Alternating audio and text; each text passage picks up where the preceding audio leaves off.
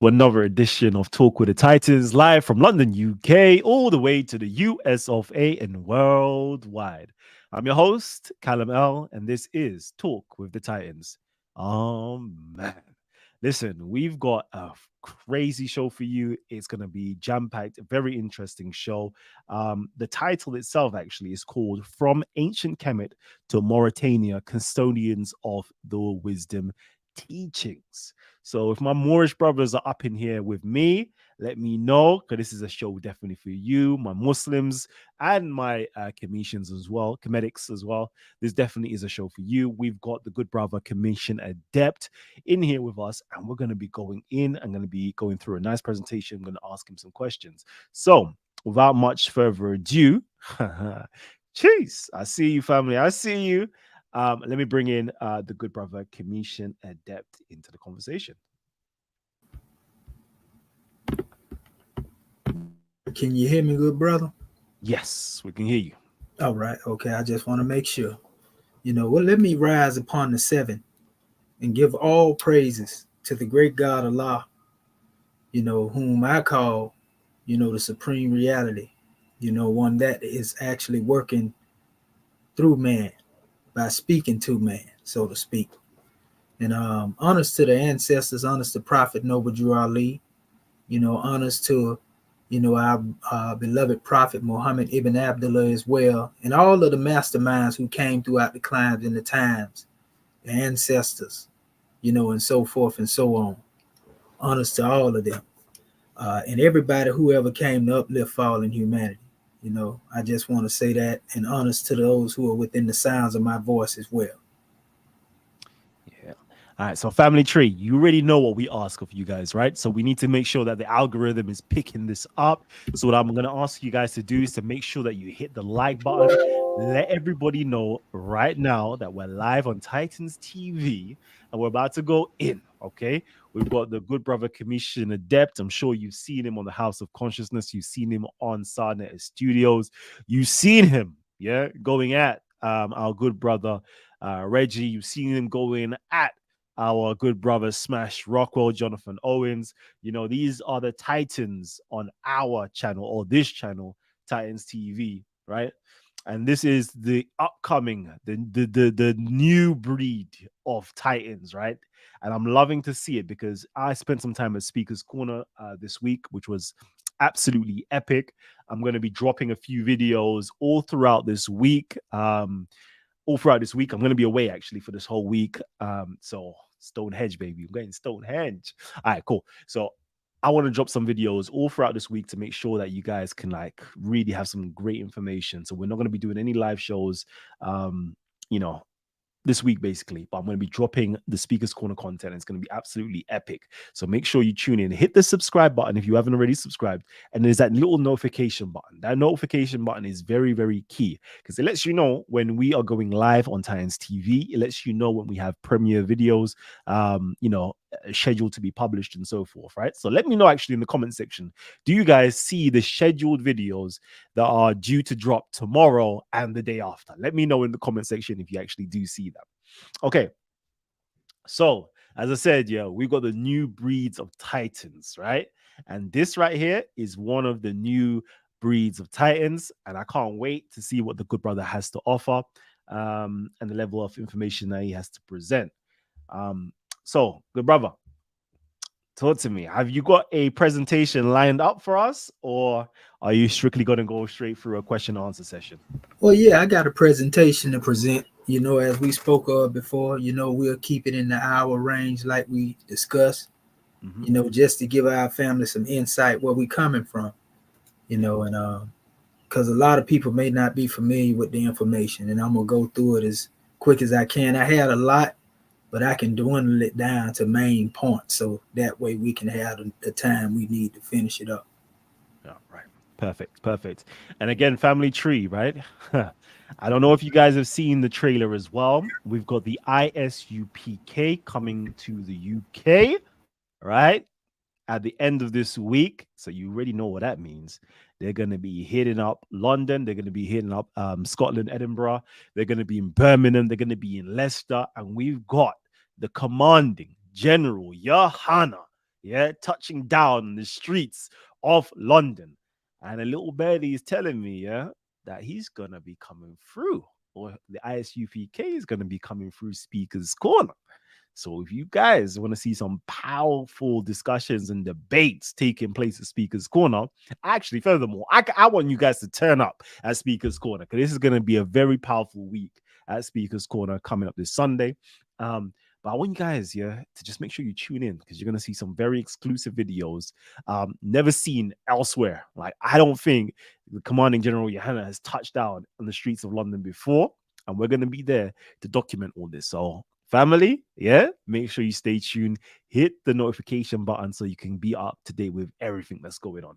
All right, family, enough of it. Let me go in right now, yeah, because my good Moorish brother has got some information that he wants to drop.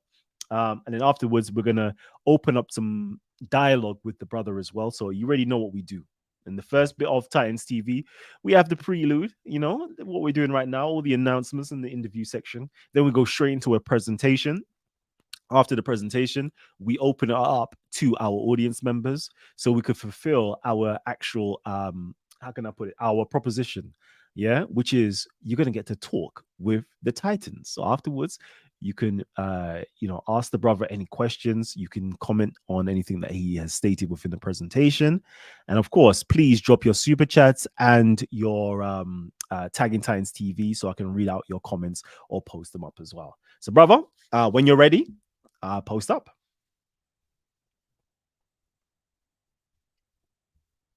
You're muted at present. All right, most definitely. Okay, so let me present this screen real quick, and we'll go ahead with the entire screen. I got a few windows up here because what I tried to do is make sure my measures came through. The links that I have where I can click on them from the let me do this just in case I want to do that as well. And family, make sure again, yeah, you hit the share button. Go hit it up on your Facebooks, your WhatsApps, right? Wherever you hit it, Twitter as well. Hit the share button. Hit the share button. Yeah, to let everybody know that we're live right now on Titans TV because we need to get the numbers up. Back in the day, the numbers were on 200, 300, 400, right? I want to get it back up to that. I know we've just restarted, but let's get the numbers up. Let people know that we're live again on Titans TV. So hit up the like button also, okay? All right, we're about to go into this presentation. Let's get it, baby. All right, most definitely. And just let me know if you see it up here, good brother. When it get up there. Yeah, it's there. All right. And as we can see, the title is From Ancient Kemet to Mauritania, Custodians of the Wisdom Teachings. And we know this as what we call the Sabaite, is what I'm getting at. Good brother, let me ask a question. Teaching. Go ahead, brother. Let me cut your wisdom. Is it possible to bring it up on the big screen? Oh, you told me blow it up a little bit? Is it possible to hit the present button? I think I don't know if it's the present button that you need to hit. Well, what I can do, I didn't hit the present yet. I didn't present it. Oh, please. I shared the screen, but presenting it. You are presenting, but I mean, on the presentation, if you could make it into full screen mode, basically, on the presentation. Okay, let me see right here real quick. You know what I can do? I can do this right here. Because let me save this. I ain't saved it yet. And I'll do this. I'm going to save it, and then I can blow it up as a PDF. Yeah. Because I just got to get presentation mode, and I want to make sure y'all see it. I just put Kemet on there just to have it there. And then once it open up, all is well. That way it'll be a little better for you. Okay. Jeez, is that the Chris MVP Harris? Oh my God. Yo, Chris, I think you need to holler at me. I have a Facebook or via my email. I definitely would like to chop it up with you and see what you got to say. So if you've got, all right, perfect. So if you go on to it, Facebook or even my Instagram, Instagram is my name, Kalam at Kalam_EL. Yeah, on Instagram if you want to hit me up there, or on Facebook is Kalam SP_EL as well. Okay, so what I'm gonna do now, I open it up for you. It should be up here. I got so much up in this joker here. Yeah, because you know what I noticed when on my presentation on Sarnetis TV that I presented it, but it wasn't full screen. So I would really love to make sure that everybody gets to see your information and Yeah, there's nothing obstructing it at all. most definitely, most definitely. And this is really a portion of a greater presentation, so to speak. I actually got a nutting where I was getting ready to present, so I just took from that to put it here. So that's full screen right there. Can you see it good? Yep, yep, can see it good. Okay, most definitely. So we got 5 points, that are being spoken on here to the family that's out there looking. The first portion, we're going to cover the stolen legacy, and I had a couple of slides in it, but I'm going to get straight to the main points of it. And I'm really pivoting from our beloved brother, G.M. James, in that particular portion, just in honors to the brother, because he is pretty much the one who laid the foundation, in exposing this legacy that was stolen, and so once we lay that foundation, when I go into other areas, you'll be able to get a grander insight into where we coming from. Because remember, this is the theme: from ancient Kemet to Mauritanian, custodians of the wisdom teachings. So that's what we talking about. We ain't talking about nothing else other than that in this particular drawing.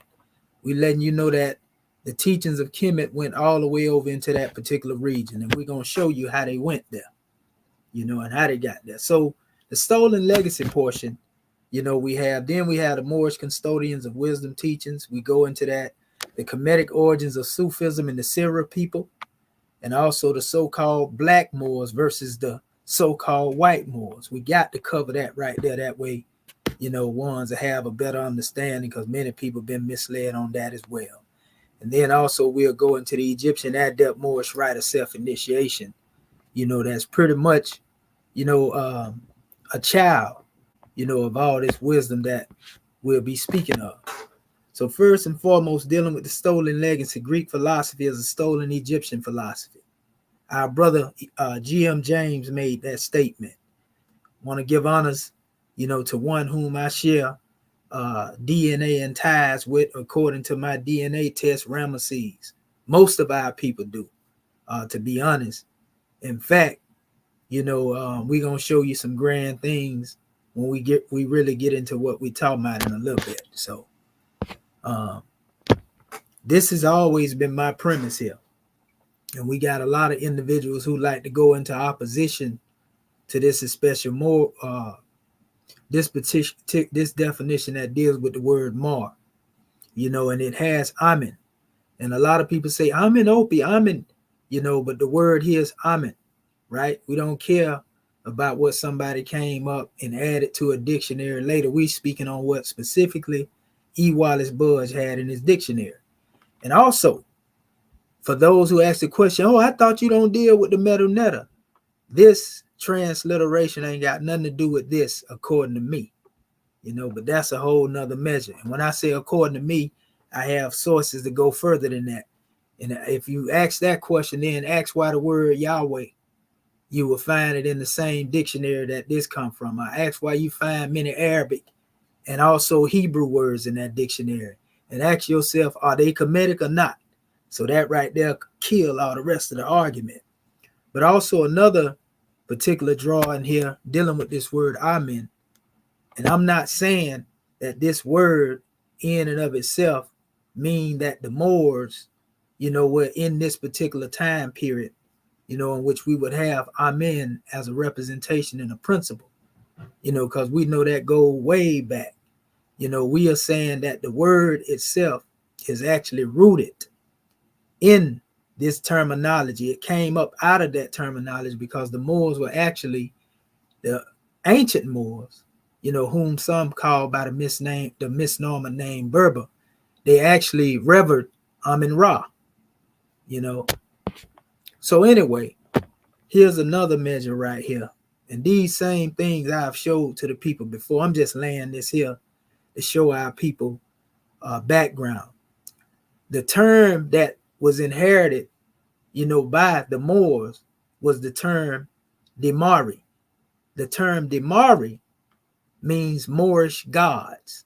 And anybody that want to Google that right there, put Diimauri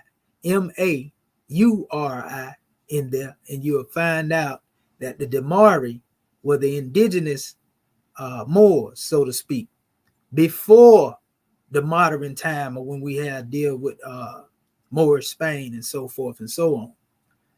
So I had the same definition I had up here before, and I also have the other definition here, which is Ma'ur, from the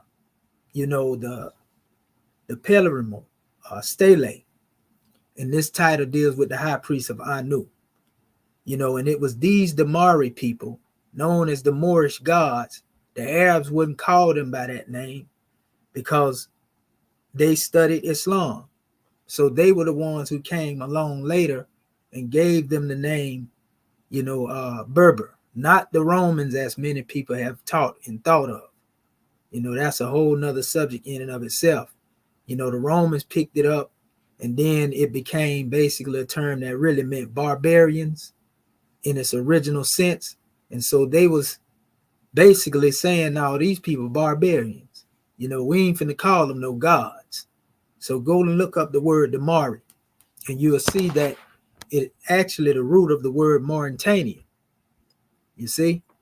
And I can't really blow this thing up. That's the only part about this here, to open it up wider, but hopefully y'all see it. You can actually see Mari right here, on this old map. And on a lot of the old maps, you will find the word Mari, in most cases. So, I also had a measure here dealing with Mari, but that's a whole nother drawing there. So we're going to go into what our brother G.M. James said, and it ties back into what I was just building upon. The brother said, let me go to this one part because it's actually here. I got to go down into it right here. The brother said, during the Persian, Greek, and Roman invasions, large numbers of Egyptians fled not only to the desert and mountain regions, but also to the adjacent lands in Africa, Arabia, Asia Minor, where they lived and secretly developed the teachings which belonged to their mystery system.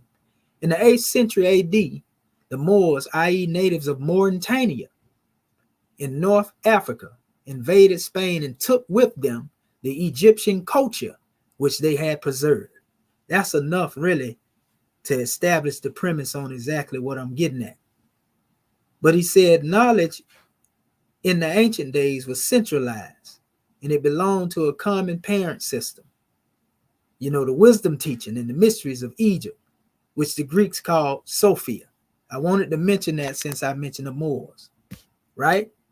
I'm going to come back to that, but I want to pick back up here because I spoke on the Moors, so I wanted to give our foundation on that. And then come back up here to this portion and pick back up where I was speaking on the stolen legacy. And then I'm going to go back into that slide. It says, furthermore, the Greeks were unacquainted with the Egyptian language during the period of the so-called Greek philosophy, dating from the 6th century BC. And as a consequence, transliterated Egyptian words into Greek without regard to their Coptic derivatives. The following Homeric stories verify the practice of Greeks in the transliteration of Egyptian words. Give me 1 second here, brother. Let me sit this here. Okay, yes, sir. Egyptian words into Greek without regard to their Coptic derivatives. The following Homeric stories verify the practice of the Greeks in the transliteration of Egyptian words and the plagiarism of their legends, according to Homer and Protus, who was a maritime divinity feeding his poke on the coast of Egypt. He was endowed with the gift of prophecy, which was exercised only upon compulsion. Proteus, however, was an Egyptian pharaoh who succeeded to the throne on the death of Piron, the son of Sesostris. And Proteus was also worshipped at Memphis. The Greeks did not only translate the name of this Egyptian king, but also plagiarized on the legend, Herodotus, right? So going on, that's one aspect showing that they definitely was remixing things. Social reformation through the new philosophy of African redemption. Now it has been shown that philosophy and the arts and sciences were bequeathed to civilization by the people of North Africa. Keep that in mind, because I was talking about, your Damari, and a lot of people don't know that the Damari are the original people that were there, the ancient people of Mauritania, of that special region. And then you had another group of people that came behind them that was called Berbers. It's two different phases of Mauritania too. A lot of people don't know that. It's an ancient and a modern Mauritania. So anyway, going back to dealing with this special measure, talking about North Africa, and them basically being custodians, they were the ones who really held the knowledge, and it wasn't by the people that was called Greeks. And it says the pendulum of praise and honor is due to a shift from the people of Greece to the people of African continent, who are the rightful heirs of such praise and honor. This is going to mean a tremendous change in world opinion and attitude. So our brother, was saying that once he get done exposing all this information, the stolen legacy and so forth and so on, it's going to cause a paradigm shift in the way that the world perceive in their opinion, so to speak, of the subject matter. It ain't going to be Greekism and Greek philosophy dominating everything. So it says an attitude for all people and races who accept the new philosophy of African redemption is what he was referring to it as, i.e. the truth that the Greeks were not the authors of Greek philosophy, but the people of North Africa who would change their opinion from one of disrespect to one of respect for the black people throughout the world and treat them accordingly. So we don't really, I have a whole bunch of things I can go into. I can go and show you all the temples that were remixed, in Kemet, but that'll take up a whole lot of time. And if I need to, I will pull that up, when we open up the floor. That's when I pull those other things up. When somebody asks me, I got it right here on deck, anything. But this is just to give our family some background. Like I said, I had a whole lot in here, but I don't want to drag so much out the way I ain't able to cover the end of this presentation, so to speak. So the main thing the brother demonstrated is exposing, also what took place during the time of the conquest of Alexander the Great, 333 BC. A lot of people don't know, the last native-born Egyptian, ruled in about 360. And I always say, well, that's symbolic, the 360 degrees of knowledge, completion. But then in that 33rd dynasty, and 30 years into that 360 rule of that last native-born ruler, there comes your Alexander the Great. There comes your Ptolemy, and so forth and so on that comes behind that. So the remix, I like to call it, or the remix, is real. That's all I'll say. And certain temples that people are visiting today were not, as they were during the time, or are not as they were during the time of the ancestors.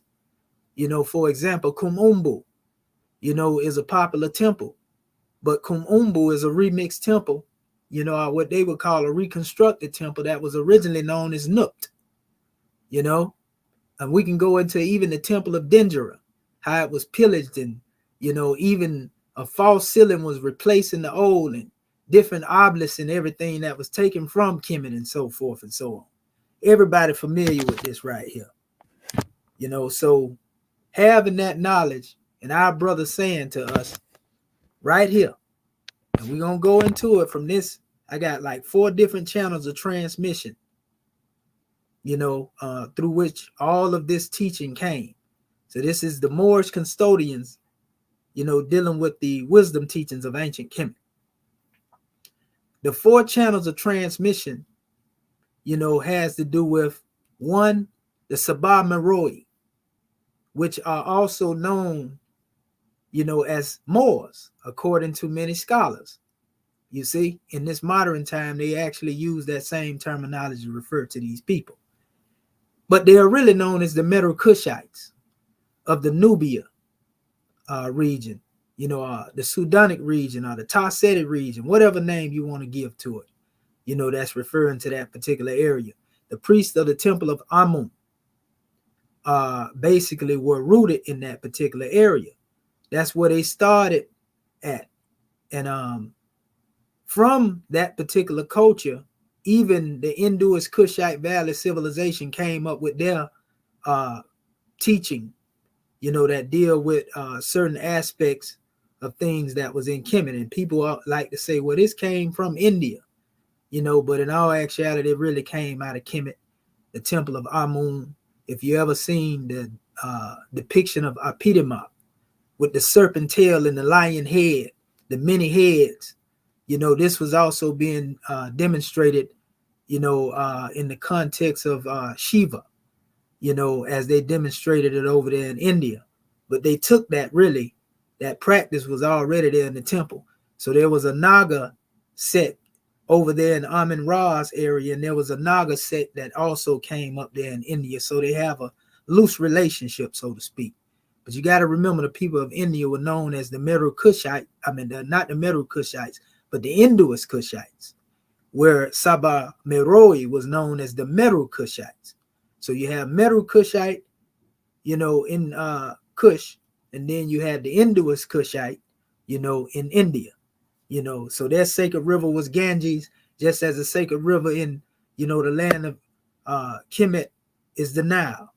So also we had, I spoke on the Damari, and they, through their priesthood, honoring Amun-Ra, some people, like I say, they put in there Amenopi, we deal with the concept of the high priest of Anu, that word Mari, was preserved through there, and some culture was brought back through there, so Maris, the Manco, which is right here, these Moors are very important because these are the people amongst the Sira people, or the Sira priesthood, who took that culture out of Kemet through that area.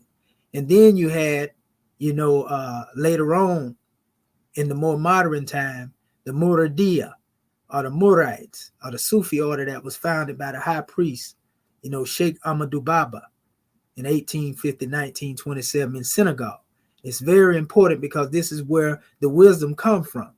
It came from the Sudan and went straight across into Senegal, Mauritania. This is called the Sahel, and I'll show that to you in a second. So going back into what we were stating earlier, knowing that the Moors had become custodians of this wisdom teaching, it goes on and says, as such, the people of North Africa were the neighbors of the Egyptians and became the custodians of Egyptian culture, which they spread through considerable portions of Africa. So it didn't just go to West Africa. It went in many different areas. I'm dealing specifically with the one that came across the Sahel, Asia Minor, Europe. The teaching went everywhere. During their occupation of Spain, the Moors displayed with considerable grandeur. It says the grandeur part itself of African culture and civilization. The schools and libraries which they established became famous. Throughout the medieval world, science and learning were cultivated and taught. The schools of Cordova and Toledo and Seville and Saragossa attained such celebrity that they, like their parent Egypt, attracted students from all parts of the Western world. From them arose the most famous African professors that the world has ever known in medicine, surgery, astronomy, mathematics. But these people from North Africa did more than merely distinguish themselves in Spain. They were really the recognized custodians of African culture to whom the world looked for enlightenment. Consequently, through the medium of the ancient Arabic language, philosophy, and the various branches of science were disseminated. All the so-called works of Aristotle in metaphysics, moral philosophy, and natural science. B, translations by Leonardo Pisano in Arabic mathematical science. C, translation by Gideon, a monk of Arezzo. and musical notation. And then Sedgwick and Tyler's History of Science is what it was quoted in a source there. But it says, in addition, the Moors kept up the constant contact with Mother Egypt, for they had established caliphates not only in Baghdad and Cordova, but also at Cairo, Egypt. So this is what our brother G.M. James actually lost his life for.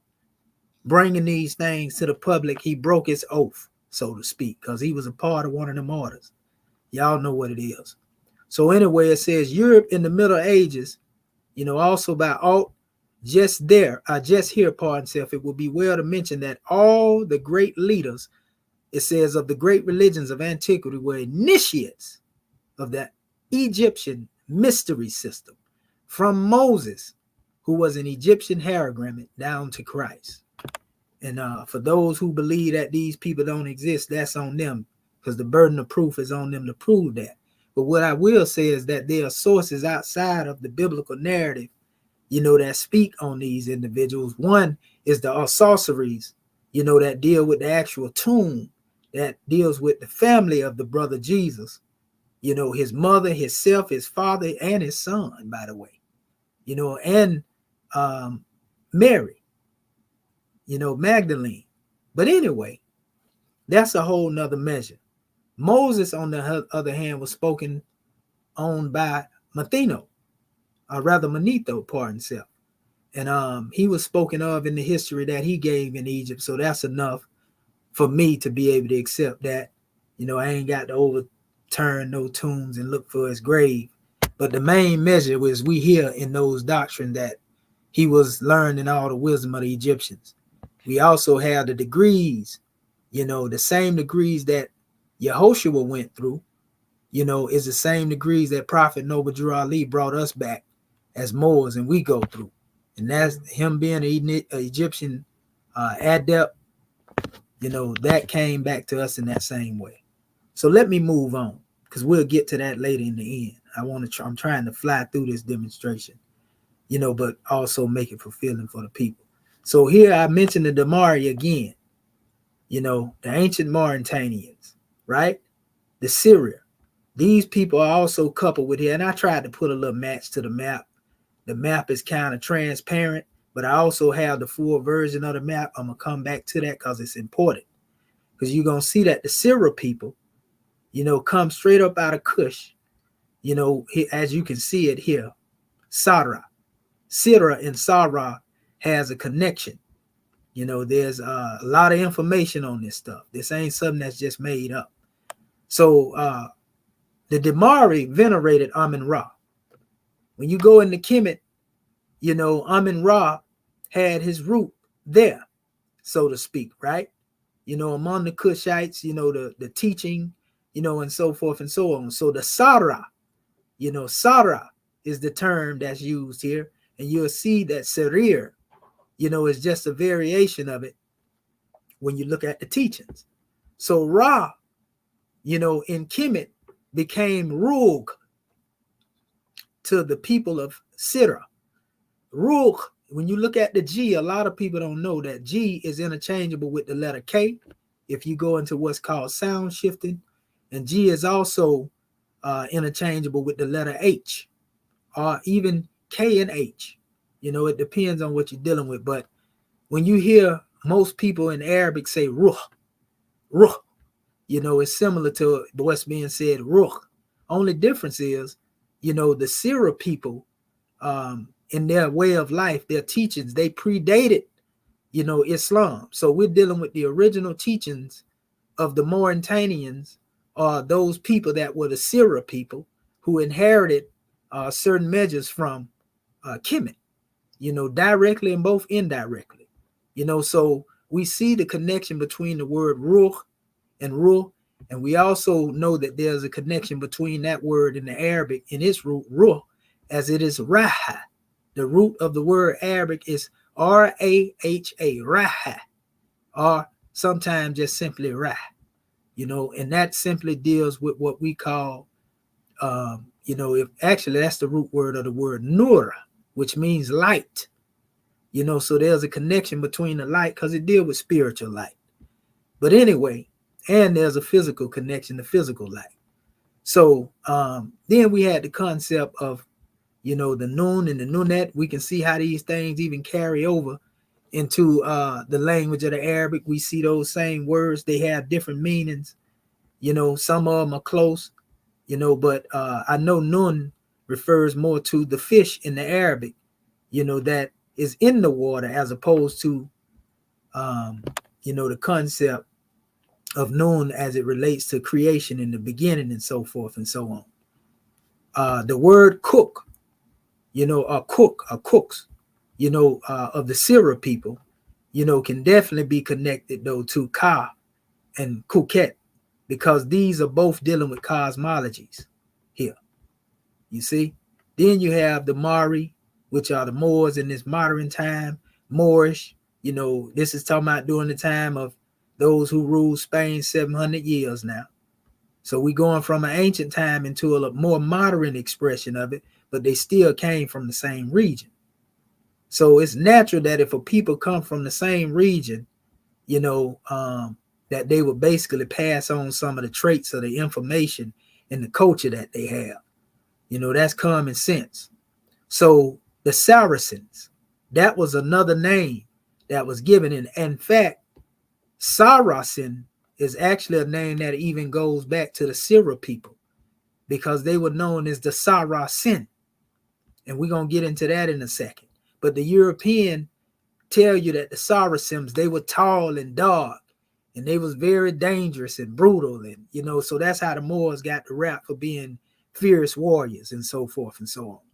So when people say Saracens, and this is what you got to remember, people, when the European used the term Moor, they tried to lump it up with dealing with anybody that was Muslim, not just the ones that was the Moors in general, our people, but those who were considered, Arabs.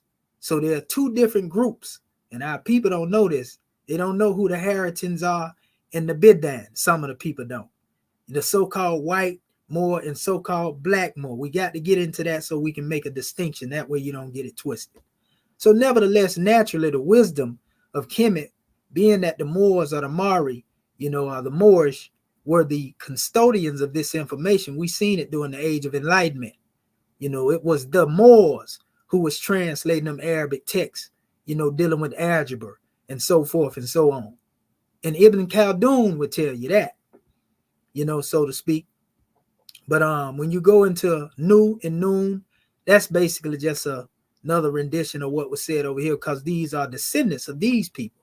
So we got different group of the Mari, going back here and going all the way here from the Damari to here, and then where we are now, extending from the Moors of 700 rule. Also going back to the connections of the information that was brought here, and that's Sarah there in the center, coming off from Kush. You can see, like I said, this is the Sahel coming straight across here, going into the West Africa, from the Sudanic region into West Africa.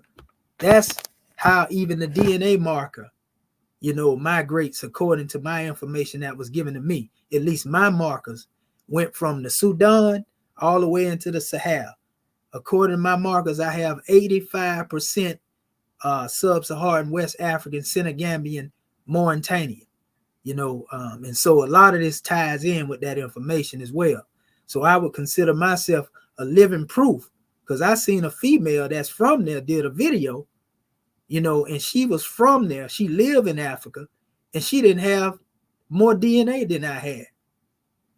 She didn't have more DNA. I had more percentage in DNA than she did. But the oldest people that came over here, when it come from that particular area, from Senegambia, Mauritania, they came in 1453. This was before Columbus got to the United States, by the way. I'm just putting that in there. So it says the original inhabitants of Mauritania were the Bafour, presumably a Mande ethnic group connected to the contemporary Arabized minor social group of the migrant fishermen on the Atlantic coast. The territory of Mauritania was on the fringe of geographical knowledge of Libya, which is very important because they refer to them as the Meswesh or the Libu. You see, Berber immigration took place from about 3rd century. Mauritania takes its name from the ancient Berber kingdom, not the Romans. The Romans actually adopted that term Mauritania and Mari into their language. People think Romans start calling them Mauritanians. That's a lie. Them people called themselves Mari, and them people adopted it into their, actually they had their own word to refer to it. So it says later the Roman province of Mauritania, and thus ultimately from Mari people, it says, even though the respective territories do not overlap, historical Mauritania being considerably further north than modern Mauritania. So that's what I was showing you up here. You see, when you go back to ancient Mauritania, all of that particular people came out of those who were considered the Libi'u, the Meshwesh. And so that's their Kemetic connection, so to speak, carrying the seed. But then they migrated all the way over into this region. And once they settled, because they spread out in many different areas, but we know that they came here from this particular region and spread it out. And then you had the Moors that came from this same area, but I put them here, just so that we can distinguish. These particular Moors are the ones that some of us share DNA with, our blood. Some of us, not all of us. Some of us share DNA with them if our ancestry come through that. So here it is, the clear picture of the map I was showing you. These are actually all people that are considered those who have a portion of the Sirah belief system as well. See the Sarah, coming out of the Kush, these same people migrating across the Sahel, drop seeds of their culture over here. Let me keep going. Hold on 1 second. Bring back up that map if you can. Yes, sir. Most definitely. Go ahead. Jeez, bro. I see the Magi. Yeah, you're right here. Right here. You see that? Yep, right there. In Somalia. Hey. That's correct. Family tree. That's Hold on right. 1 second. Family tree, right? We're live right now on Titans TV. There's 50 of you guys watching right now. Yeah, the numbers should technically be higher than that. But those of you guys who haven't already hit the like button, because it's only like half of you who's hit the like button, hit the like button if you love Titans TV. Hit the like button if you love, the home of consciousness, right? This is it right here. The most dangerous environment. Yeah, I'm going to put it like that. It's the most dangerous environment. Why? Because I already see Titans in the comment section. I already see the upcoming Titans also in the comment section, right? And it looks like these Titans are saying, release the Kraken! Jesus Christ. The man them are trying to release the Kraken, So you already know, right? We're entering into the literally the latter stage or the latter half of the presentation segment, right? So you already know what that means. After this section, right? The audience members, as well as our reigning Titans, right? Everybody in the community could come on in, right? And challenge, because it seems as though, big man thing, you lot got chat in the comment section. But I want to know, can any of you guys back your chat, when you come on after this is finished, presentation is finished, and challenge my good brother, Kemetian Adept, and I'm sure this young Titan, this new Titan, this God Rising, is gonna be able to go head to head with the best of them. So I can't wait to see that. If you guys are actually willing to challenge and just not be keyboard warriors. I want to know, are you guys simply keyboard warriors or you are really here to back your chat? Because the brother's going in right now. Family tree, as always, please hit up the like button. Let everybody know that we're live on Titans TV and we're getting straight back into it. Kemetian Adept, the floor is yours. Yes, sir, brother. And like I said, I'm gonna try to go through this demonstration and knock it down because I'm almost getting there. But this is just another map. I really don't have to go into this. But I'm showing another map that was actual map from pre-colonial Africa, 1865. All you got to do is look for pre-colonial Africa, 1865. You'll find this map and you will notice that's come across the Sahel, straight from that same region, Sudan or Nubia, right? And come all the way over here. And you see Senegal, and you see this as the region of the Moors here, right? On this particular map. Because in order to establish a people, you got to know if they existed. And if they existed on the map, more than likely they was there. Here's another one from Phillips authentic imperial maps of Africa, northwest. And if you open it up, blow it all the way up, you see the Moors are mentioned in the same region of Senegal. You know, again, coming over from Egypt or Sudan right here across the Sahel, and you run right into it. It's very important that our people see that, and we'll go back into it if somebody asks us. Our brother John Henry Clark, to speed on through this, you know, he spoke on the Islam, for example, or the Muslims that entered into Mauritania. And, you know, among the Moors, you know, he spoke and said that it was an African conversion and it was not an Arab invasion, so to speak. You see what I'm saying? And he said that they accepted what was brought to them. They didn't accept it under the sword. They accepted it because of the way it was taught. And he was saying that the type of Islam that was spread across Africa was different than political Islam.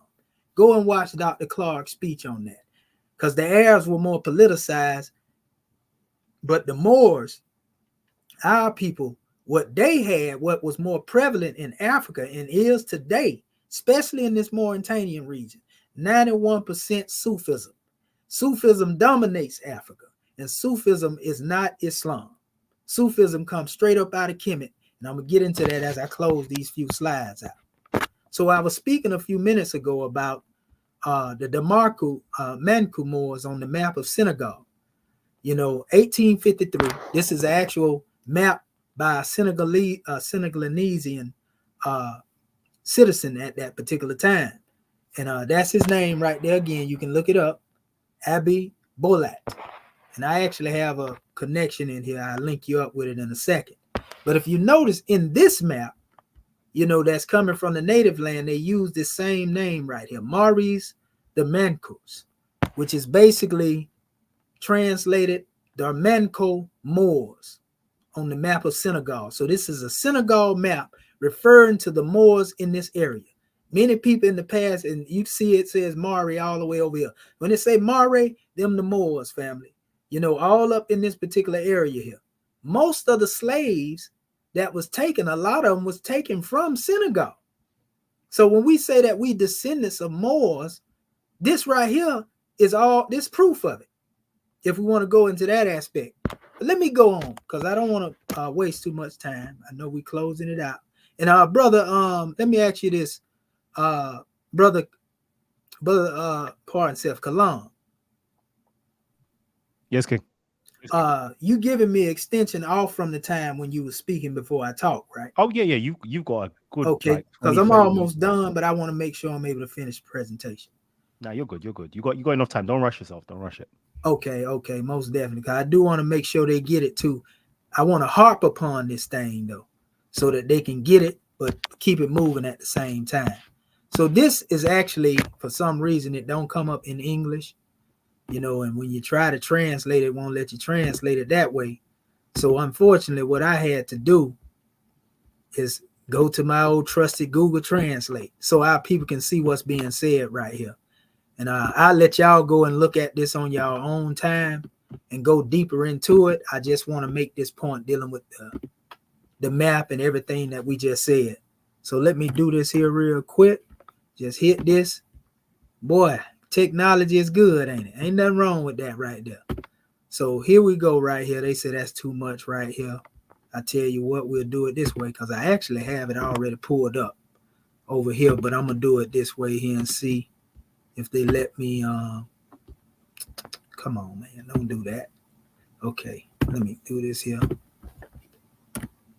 so our people can see the definition on this right here, because I don't speak French. Okay, so here it is here.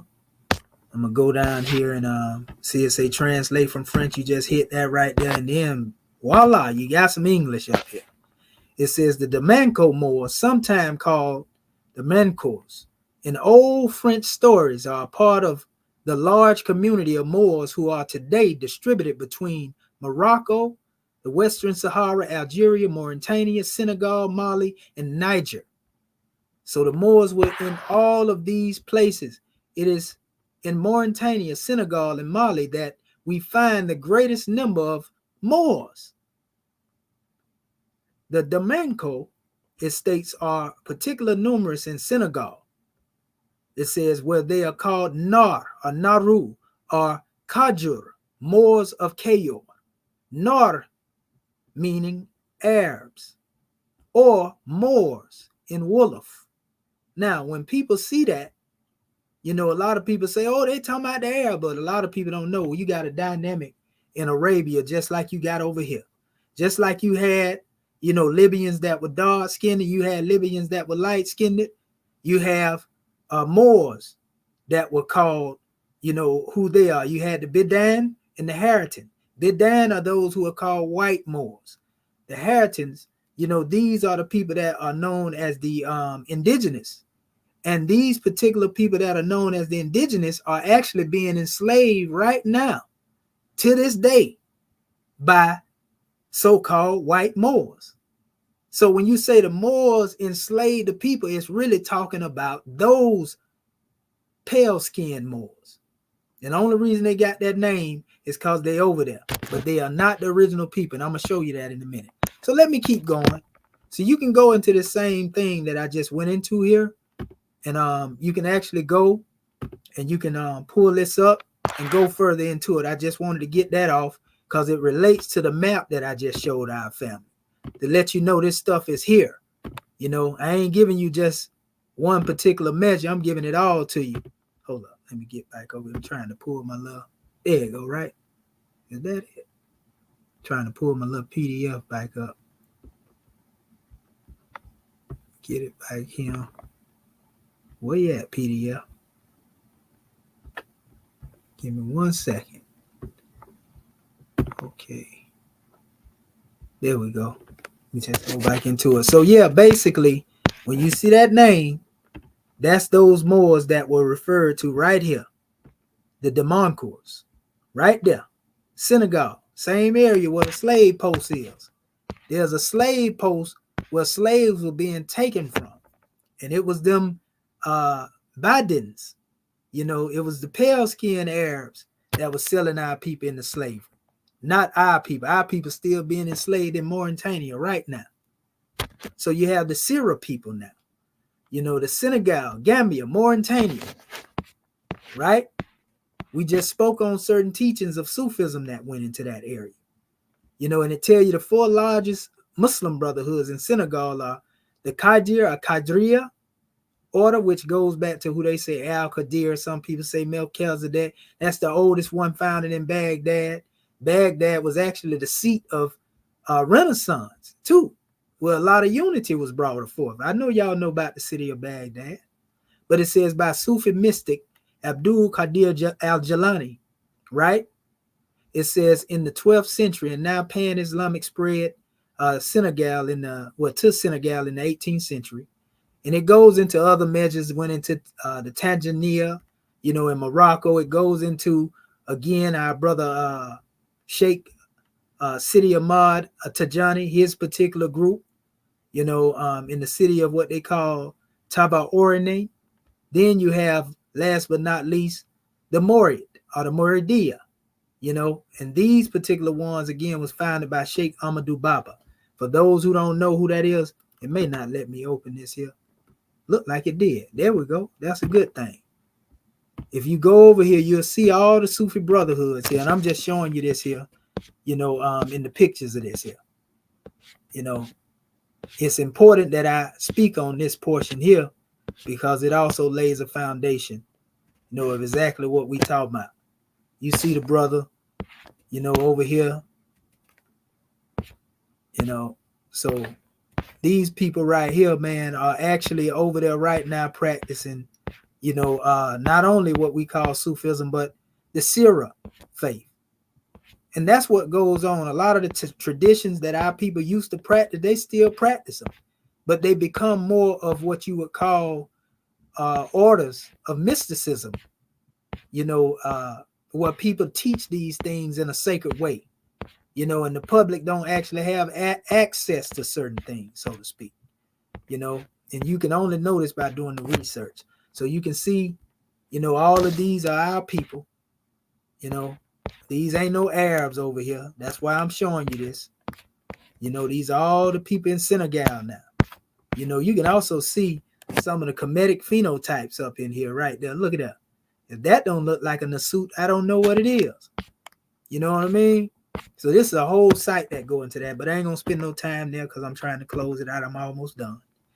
Let me go back into this again. So we go on, and that actually segues into this measure dealing with the Kemetic origins of Sufism and the Sira people.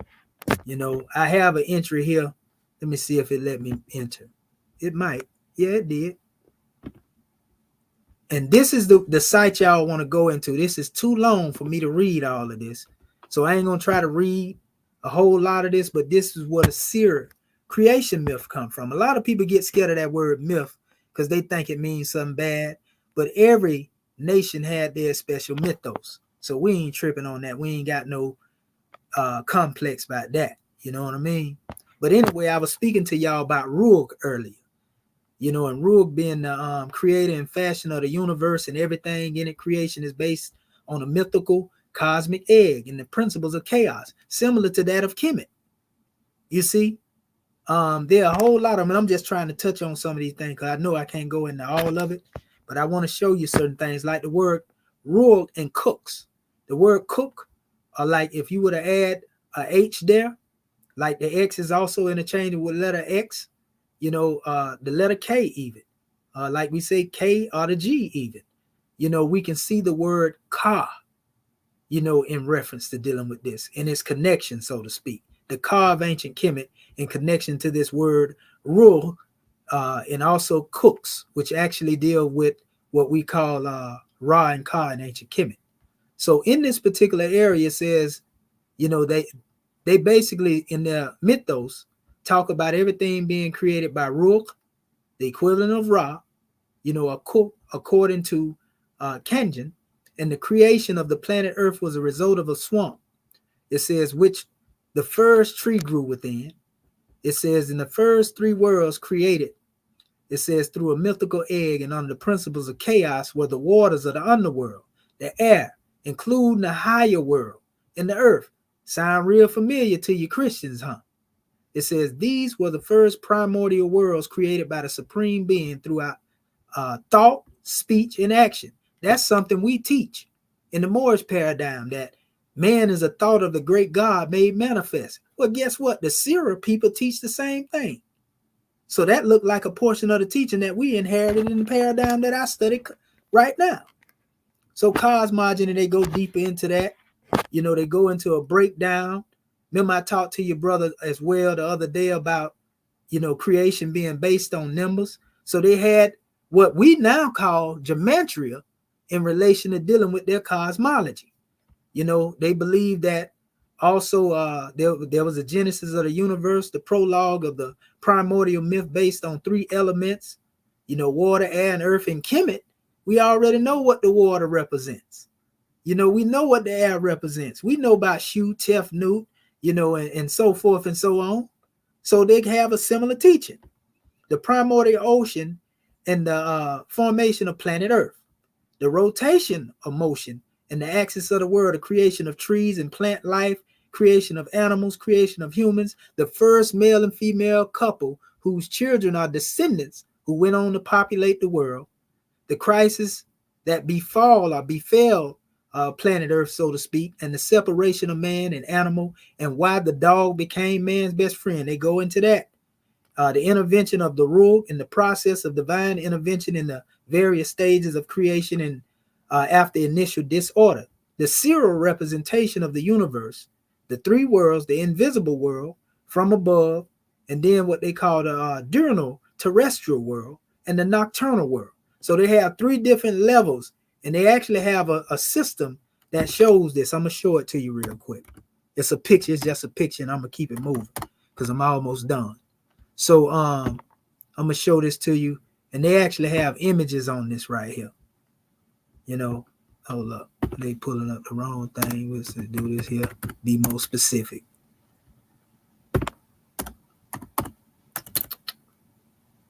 You know what? I'll do it this way right here.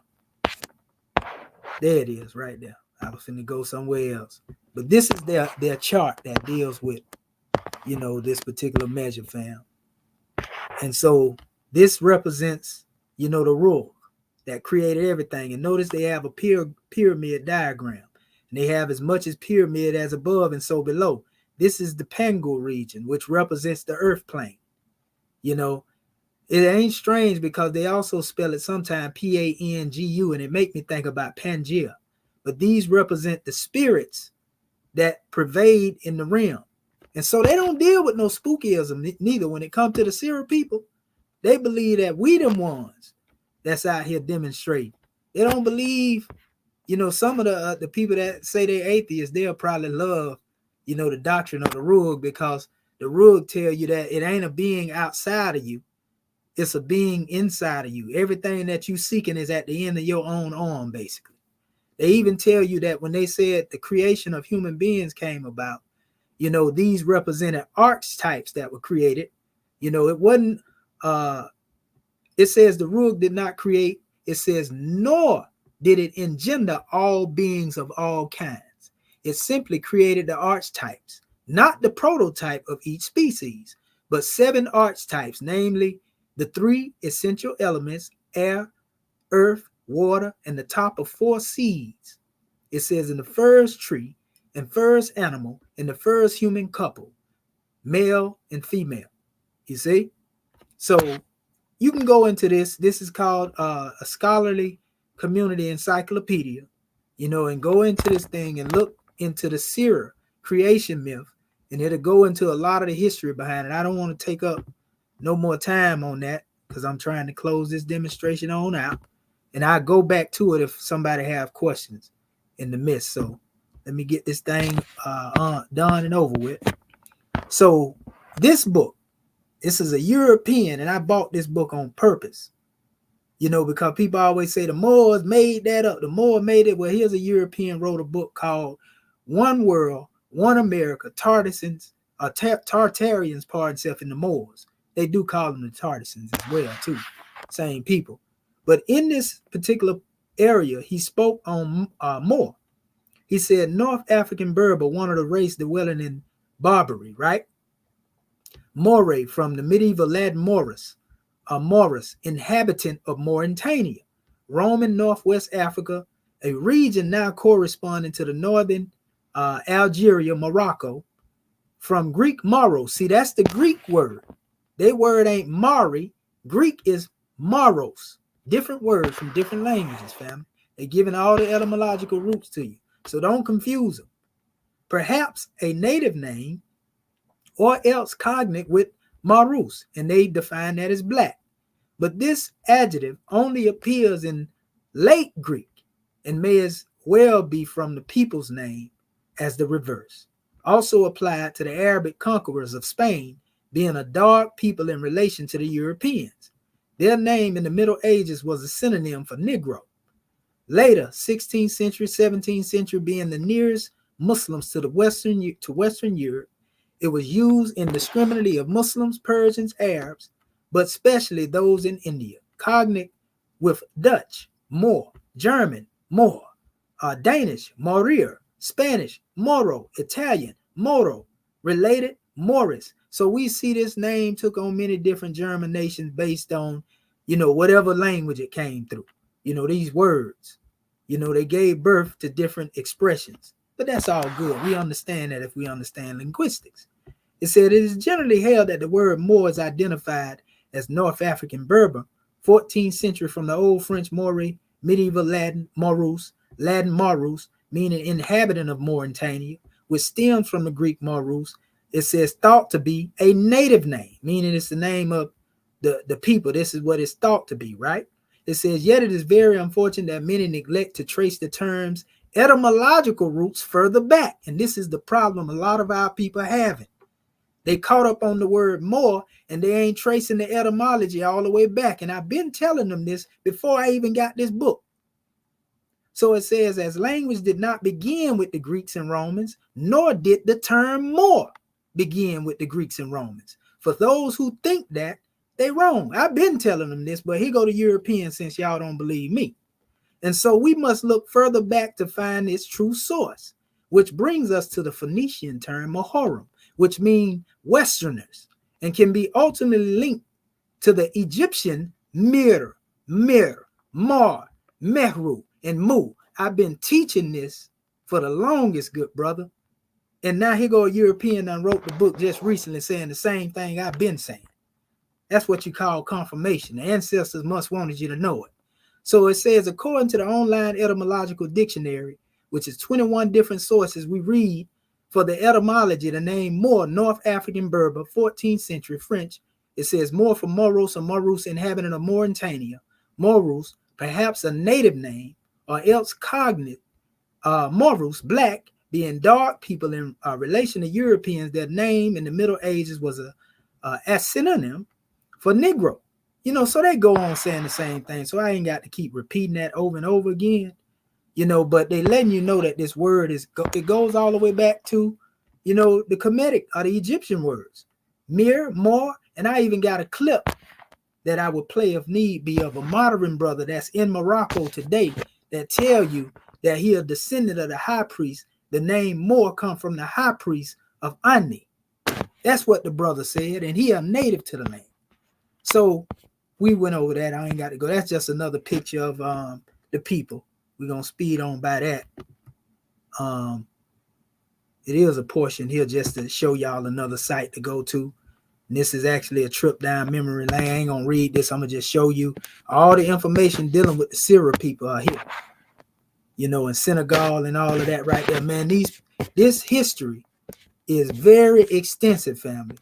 They have a lot of their way of life intact. And it's many sources out here, along with the ones that I have, that tell you that a lot of their information was based on Kemetic spirituality. It was just their own version of it. So let me get this thing here going on past that. Keep it moving. We ain't got to go show all there. This is what we want to touch real quick. If you don't have this book, I believe Kalam might have this one. You know, because now we're finna get into the portion, you know, of what I said when I spoke of Sufism coming up out of Kemet. You know, and in this particular book, if you get it, it's written by John Elbury, but it's dealing with a lot of the history of mystic Islam. And it talks about Dhul Nun al-Masri. And they're talking about one that was born in Egypt. He was Dhul Nun, the Egyptian. This is one of the first brothers that actually started trying to, in the Islamic world, play with what they call the Medunetta, so to speak. And it is said that he actually had some, you know, some success in what he demonstrated, but we can't find them works. They say they're out there, though. Maybe they'll surface at some time. His surname, Al-Masri, means the Egyptian. He was born in Akhmim in Upper Egypt, 796, you know, said to be of a Nubian descent. That's that Sudan line. So if we come all the way here, you know, it tell you that he's honored and venerated by the people in Sunni Islam. Even though a lot of Sunnis like to go against Sufism, this brother is a mystic. He wasn't even Muslim. He was straight Egyptian. And he is honored as one of the greatest saints in the era of Sufism. He is the father of Sufism. And guess what he say he get his mysticism from? He say he got it from Tehudi. So when you deal with Sufism, when I said it wasn't Islam, even though it's a branch in the knowledge of Islam, because you have Hakikat, Tariqat, Shariat, but you have Tasawwuf. And you can't have one without the other. So the Tasawwuf tradition goes to Kemet as well. I just wanted to cover that briefly as we move on in closing this demonstration up. So Dhul Nun is a bad boy.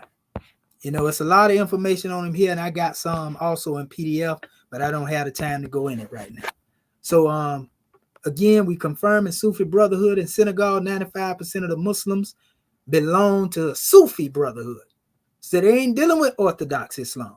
They're dealing strictly with Sufism, which is why our brother Dr. Clark say they was dealing with a more spiritual version, not the political version. The political version, when they get into talking about, we're going to enforce the Sharia or else. You know, we're going to cut your hands off all that foolishness. Our people didn't spread that way of life like that. Totally different. And one thing about the Syria people, they was able to take the information and honor any way of life that they had came out of. You know, the ones that's now still descendants of the ancient Syro people. A lot of them, though they have returned to their culture or deal with their culture, they still honor their culture through the vehicle of what they study, because they don't see that as a big deal. The Syro people don't get caught up in indoctrination. That's why I honor them, because that's my mindset. You know, so going back to the word, I mentioned this earlier about Ra and Ruh, because this relates to, you know, that mystic knowledge. This is the root of the Arabic word, like I said, right here. And all of this right here, I put together, you know, to show, just to show our people. See the word Ruh? The root here is Raha, Ruh. And that's why I said, just like it has already been recorded, you can look it up. The Ruh of the Syro people is synonymous with the Ra of ancient Kemet. You know, and this is actually a surah dedicated to that, which is Surah 25, that is known as Al-Nur. It comes from the root word Nara. Allah is the light of the heavens and the earth. Well, in the Sufi aspect, what is the heaven? Your head. You see, what is the earth? Your body. So in other words, God is the light of the body because he exists in you. He ain't no spook that exists out you. You see what I'm saying? And that's in any doctrine, if they believe in that. You know, in ancient Kemet, that was the teaching. Ra shined, you know, through the Ka in the Ba. You know, Ra was the one that illuminated, you know, the Nisut, illuminated, you know, the Per'ah, you know, who people like to call Pharaoh. You know, we can go on and on with it, but I'm gonna go ahead and be mindful of this star too, because the Syro have a real dedication to what they call the Yonir, and the Yonir is actually the pole star, basically. You know, and that particular star around it rotates the scimitar, or what they call the Big Dipper. In ancient Kemet, it's called Kafesh, and I was correcting the brother Smash on that the other day. He said Kefresh. There's no R, it's K-H-P and S. It's Kafesh, not Kepresh, like Kepra beetle. It's Kafesh. That's what scimitar is called in the Kemetic tongue. So, you know, just speeding through this right here, it's a lot of words that come out of Kemet, you know, that go into the Arabia, like the word Waj Allah in the Arabic. It say, whithersoever you turn, there's the presence of God. That's what they say, you know, Surah 2, Ayat 115 and Ayat 112. And it also means whole being, inner self. I'm giving you teachings that are mystic right now and showing you how certain things were preserved, even though they were taken away. Even in one hadith, you know, Muhammad gave praise and honors to Ray. Come on now. Who is Ray? Who do you know is Ray? So anyway, when we come into this special measure here, Waj Allah, you know, in the Arabic is descended from Wajet. Waj Allah means inner self, inner being, consciousness. What does the Wajet represent? The eye of Ra, the eye of Heru. The Wajet is often seen as a serpent as well, you know, which is representation of cosmic enlightenment to those who know what that means. So this is what the Quran say, and I love Yusuf Ali. A lot of Muslims hate him because they say this brother is Sufi. His father come from the Sufi lineage. I love his commentary. He say, Wajala, this is the transcendent essence of everything, or the inner reality of each entity. Wherever you turn, there's the face or the reality of Allah. So if you want to see Allah, like we say in the Moorish paradigm, we say Allah speaks to man through man. We say the higher self is spirit clothed with soul made in the form of Allah. I know a lot of Orthodox Muslims don't like that. They think that's blasphemous, you know, but the Quran don't, because he told the first man to prostrate. I mean, the angels in Iblis, he told them to prostrate, you know, before the first man that he was created. Why did he tell them to do that? Because Ruh, Allah, was in man. And so he was really saying, bow down to me. Not saying the flesh, but his essence was placed in the flesh. That's the breath. That's the Ruh. That's what gave him life. He told them to prostrate. So the first time there was a prostration demonstrated in the Quran, it was the angels prostrating toward man, because man is great. So closing, this is the Sufi adepts right here. In their teaching, because I was showing certain things, people like to try to ridicule and say, Allah is a moon god. You know, so when we go into the history of this, we find out that that is mentioned here, which I show down here the different, way, Aya, Ya, La, Allah. Both of them names gave birth to the words Allah and Yah in Hebrew and Arabic. Those words came from the Ayah in Kemet, or right here. So we find out that Allah, from the Kemetic standpoint, and R is interchangeable with the letter L. We find that in the fields of peace, in the religion of the ancient Egyptians, Allah, field of peace, it represented a piece of fullness reserved for the souls of the redeemed that was located in one of the 4 sections of Amenti, the underworld. Amenti is also known to us as Adept chamber, third heaven. It represents the paradise. In the Greek teaching, they call it the Elysium fields in Greek mythology. This is where it says Heru, the well, waiting for the time of his return to the earth. This is also the place where, in certain measures, it said Ra himself retired to, because man was so disobedient. He went into this place called Allah. So this lets us know Allah represents a state of being as opposed to something spooky outside of you.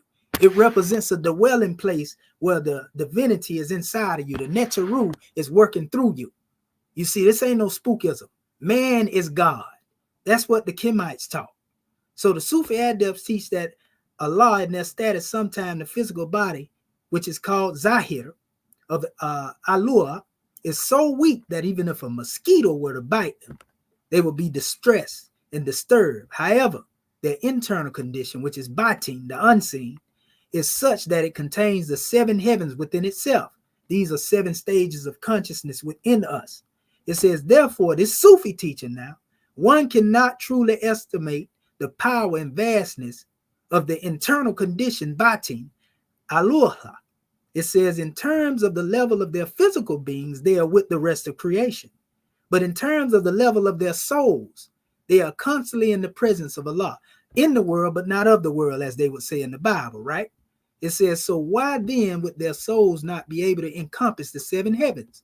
The average intellect is not capable of truly recognizing the status, position, states, and conditions of those that are in the proximity of Allah. In other words, they can't comprehend what it means to be spirit clothed with soul, made in the form of Allah. I like the 5% brother say, arm, leg, arm, head. So anyway, that's the teaching. Ibn Arabi. Anybody that know anything about Islam know that's Sufism. Watch what he say. He said, God made this name Allah a mirror for man, so that when he looks in it, he knows the true meaning of God. It says, was, and there was naught beside him. And in the moment, it is revealed to him that his hearing is God's hearing, his sight is God's sight, his speech is God's speech, his life is God's life, his knowledge is God's knowledge, his will is God's will, his power is God's power, and God possesses all these attributes fundamentally. Then he knows that all of the aforesaid qualities are borrowed and metaphorically applied to himself, whereas they really belong to God. Arm, leg, arm, head. You see? So this is Kemetic teaching veiled over a thin, under a thin layer of Islam.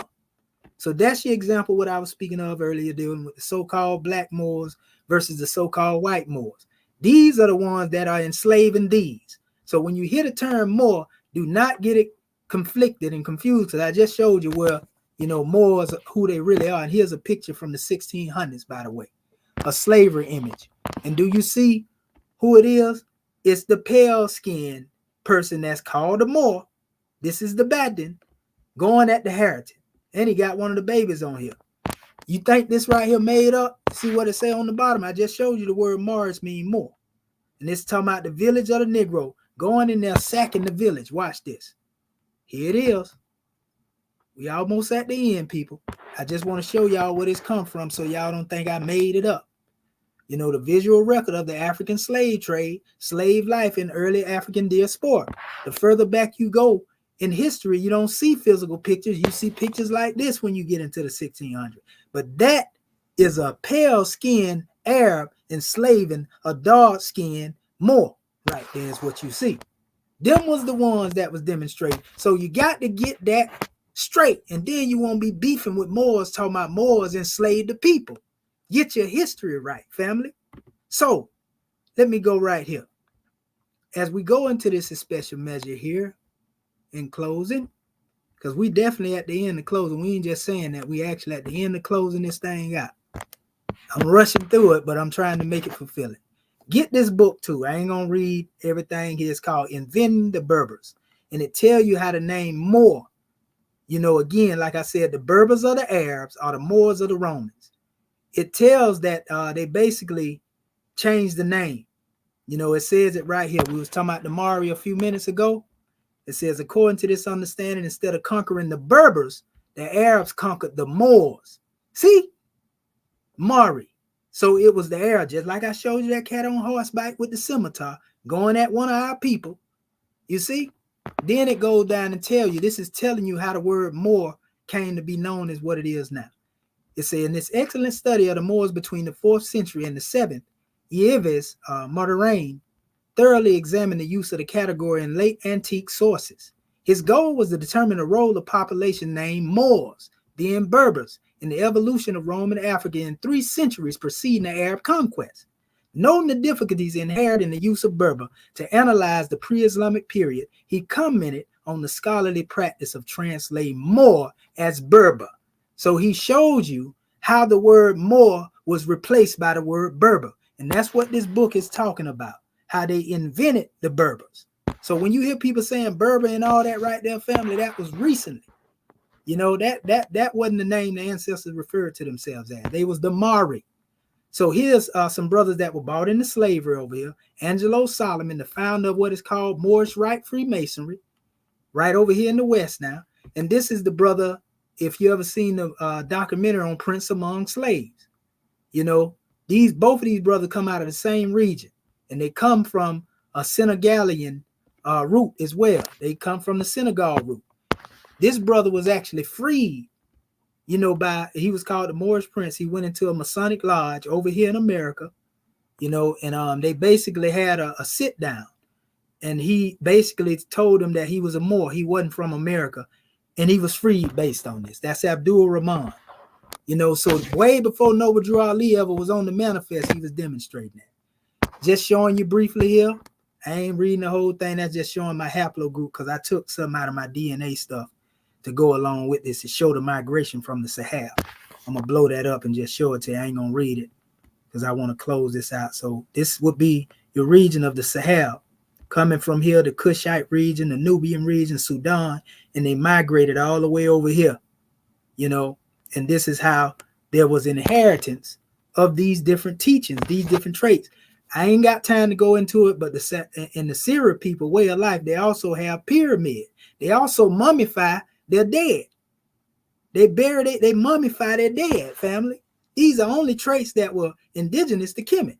So again, that's the Sahel coming from the Sudan, that green spot, all the way over here. That's why when Noble Drew Ali say who the Moors is, he named all these, every last one of them in his literature.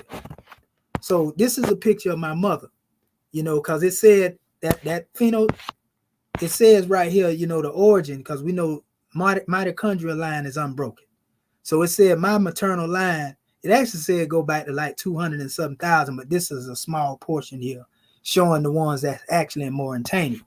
And so what I found here is this is actually what they was calling Berber, aka Moorish woman. And I looked at her and I said, man, her phenotypes are very similar to my mother. You know, that's where they got the fake Statue of Liberty from too. You know, you'll be surprised with these people. But anyway, I looked at that. Everything they said definitely match up. And this is me. I put myself in the collage next to the people that they say I'm from. You know, I descend from 85% that throughout the area near Senegal River, small groups of Fulani and Mari and Mare and Moors are found. You know, that was actually taken off Wiki, you know, that statement right there. So they know this stuff. This is common information. You know, same thing, just putting that there. Then we have what we call Egyptian Adept, right? This is the last point right here. And I really don't have nothing on this as far as breaking it down. I will show our people briefly, though, the degrees, you know, because this is the end of the presentation.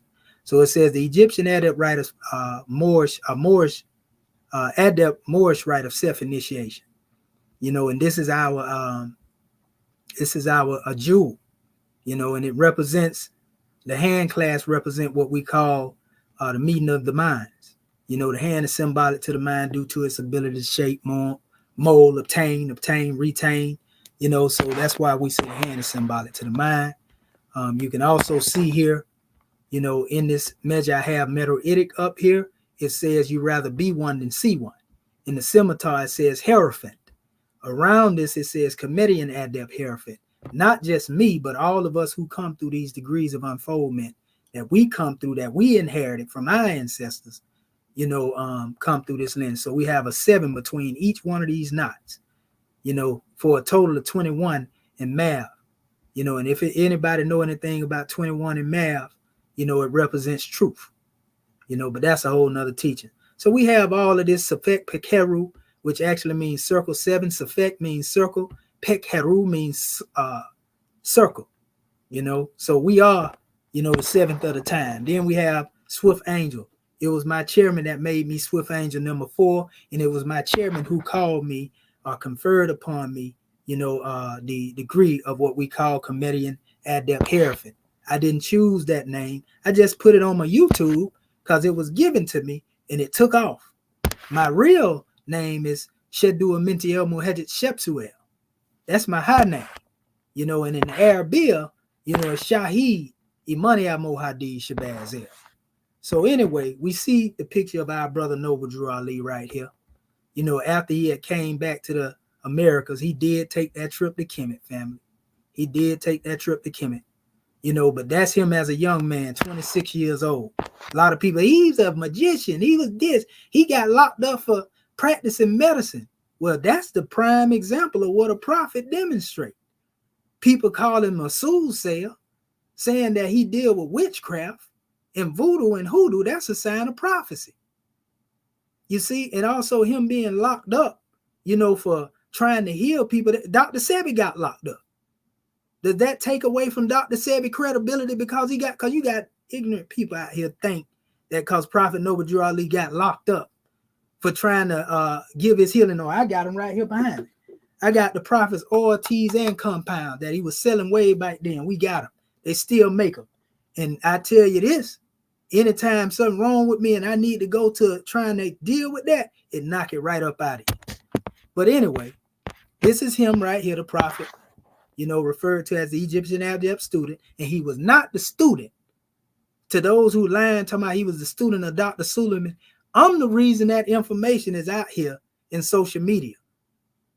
Brother Alim Bey came to one of my sites and he took that information and put it in his website. In fact, the people that wrote these papers y'all reading saying Suleiman was there, they just reached out to me in my inbox asking me for permission to use some of my information. They used the other stuff without my permission. So that's why I didn't put them pictures out there. So this is Prophet Noble Drew Ali. And I'm showing you this here because there's a bigger picture of this. Like I said, this is the last little bit. This is also from the Book of Gates. If you notice what they have in their hand, they have scimitar and star there. Remember I was telling you that the word is kafesh and not kapresh, Brother Smash. I know this because this is what represents the flag. So you see that right there? It says the constellation of the scimitar, any weapon. That's what I was telling y'all about when I say the Big Dipper rotates around the pole star. That's symbolism, family. And it's called Musketi, the constellation of Musketi, also known as Meru, Mera, Mesura, Mizra, Mazaro. These words that they adapted in the Bible come from a corruption of Kemetic teaching. See the kafesh right here? See the stars in it? This is third heaven. This represents the Amduat, or the Duat, as they would call it, right? So that's why that is our adept symbol. You see it, scimitar and star with the Heru bird lifting up the scimitar above the star in the fez, right? This is the symbol that Prophet Noble Drew Ali brought back. See the circle 7 here, and on every, no matter what medallion you see, if y'all done seen this medallion before, on the other side, this is a spinning jump ring. This is on the other side of that medallion. You see, the symbol of scimitar and star, and it predates Shrineism because it comes from Kemet. So, what we call Omani Padme Hum, That's the vibration of the universe. So right here, you see the symbol with the serpent biting its tail. That's a symbol of perfection and completion. Notice the scimitar is beneath the star. Well, if it was moving in a cycle, then it moved up here in the demonstration, then that means it's making its rounds. Only different with us, the scimitar is fixed above our star. Who gave Muhammad a scimitar according to the Islamic teachings? The angel Gabriel, right? What does this star represent? Within that, you can't really see it, but that's Muhammad, that's Ali, that's Ali, that's Fatima, Husan, and Hassan. They are known as the 5 purified ones. So their scimitar represents a protection over their family. That's what it represents there, and that's more into the Sufi realm. You know, the Alabate, esoteric mysticism. You see the scimitar beneath the star there, you know. And over here, this is a Moorish coat of arms. You see it right here. You come over here, last but not least, this is the Aliism. There's a teaching on this. This deals with the Tetragrammaton, which is also a scimitar beneath the star. You see? So, last but not least, this is Prophet Noble Drew Ali. I showed you that picture earlier, you know, and this is the picture I had tried to crop out. It's hard. I'm going to try to get somebody professional to bring it in, you know, but notice the gear that they have on, the vest, you know, because this was actually the way the Adepts, and this is in Egypt, by the way. This is who we know as the Senhaja. They call them Senhaja Berbers or Senhaja Moors. This was during the time, this picture was took during the time Prophet Noble Drew Ali was in Egypt. Here's the Prince of Peace, R. German Bey, who Prophet Noble Drew Ali made an adept through these teachings. And this is the brother that made my chairman an adept, the one who's currently on the manifest now, Dr. Elihu Pleasant Bey, Akhenaten Per Imheru Pleasant Bey, improper, Tutankhamun Bey, improper, you know. So that's where our system come from when we deal with the Egyptian adept rite of self-initiation. This is another picture right here. I compared it to the one that we already had, you know, and again, definitely look way more than familiar. So that's the end of that particular slide, good brother. And like I said, I got the adept degrees and all that in there if I have to explain certain aspects. I won't go all the way into it, but I'll touch on some if people want to know about it. So gratitude, brother, for your patience, your time, and I hope I speeded it up good for you. Perfect. Love that. Family Tree, let me know what you guys are saying inside of the comment section. Remember to simply tag Titans TV and post your comments in question as well, because we are taking questions and we are also showing any comments that you may have. And as well, Titans, I want you guys to release the Kraken and get it on and cracking. So the link has been posted up as well. So if you want to challenge the brother, you have the opportunity to challenge the brother. Also, I would love for you guys to come on in to commend the brother for the presentation and showing all of his information. Very interesting information to do with the Moors, you know, traveling across from Sudan, Egypt, Upper Egypt, all the way into Central Africa, Chad, Great Lake regions, all over into the other Senegambian regions as well. So very, very, you know, interesting information.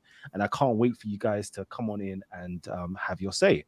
So Family Tree, did you enjoy the show as well? That's what I need to know. If you did, you already know what I'm asking you to do. Yeah. Forevermore, hit up the like button and please make sure you hit the bell notification so you're notified of any new shows coming on as well. So I can see there's a few brothers coming on in. I'm just going to hold you guys for a hot minute. Also, I just want to do some promotion myself. A salute to you, Asar. Let me do share entire screen. Yeah, let me do sharing. Nah, let me not do share entire screen. Let me go over to Chrome tab over here. There we go. Also, I just want to make sure that you guys, if you want to find out more about the brother and look up on his information, you can go to his website, which is the Mathenos Arcanic Archives of Tahuti on Kemetian Adept, and you know, you can go in and check out the information on there as well. Just wanted to make sure that you guys, you know, have this. Also, Jeez, stop this presentation. Also, let me see because I want to make sure that you guys know this. Let me go into my YouTube studios first before I share it. Content. There we go. So let me share my screen. One last share And right here. gratitude to you, Kalam, brother, for your being able to see exactly what I said. Because I can tell you was following the information. You wasn't just hearing to respond. You was listening to what was being said, brother. Thank you. 100%. 100%. So yes, family tree. Again, we've got some videos that I want to line up. Again, I'm going Stonehenge, baby, Stonehenge.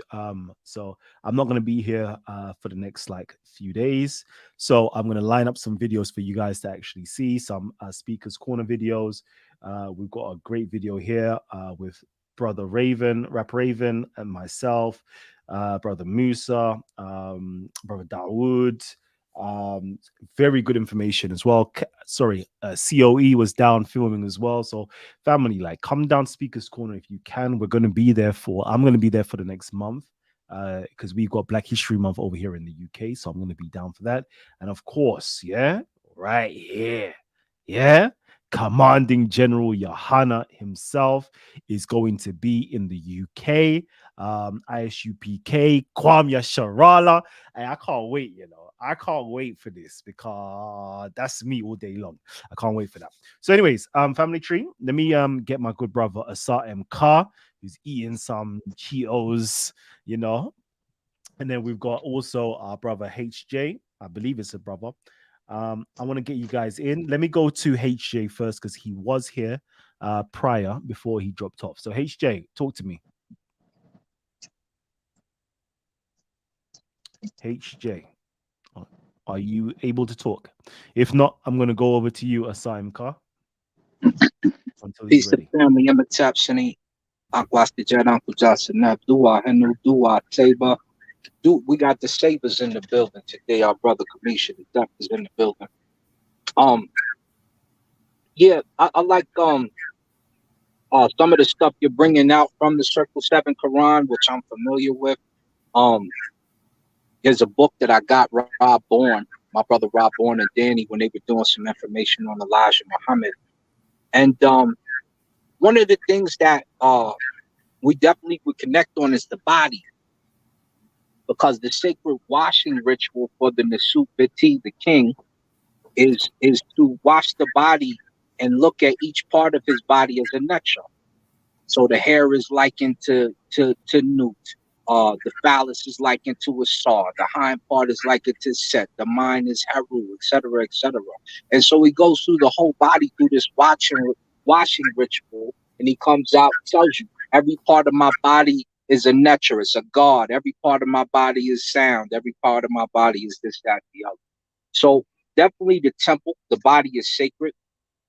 And when we go to Deuce Muhammad Ali, which should be our unifying point, Deuce Muhammad Ali told Marcus Garvey, Kemet, told him Egypt.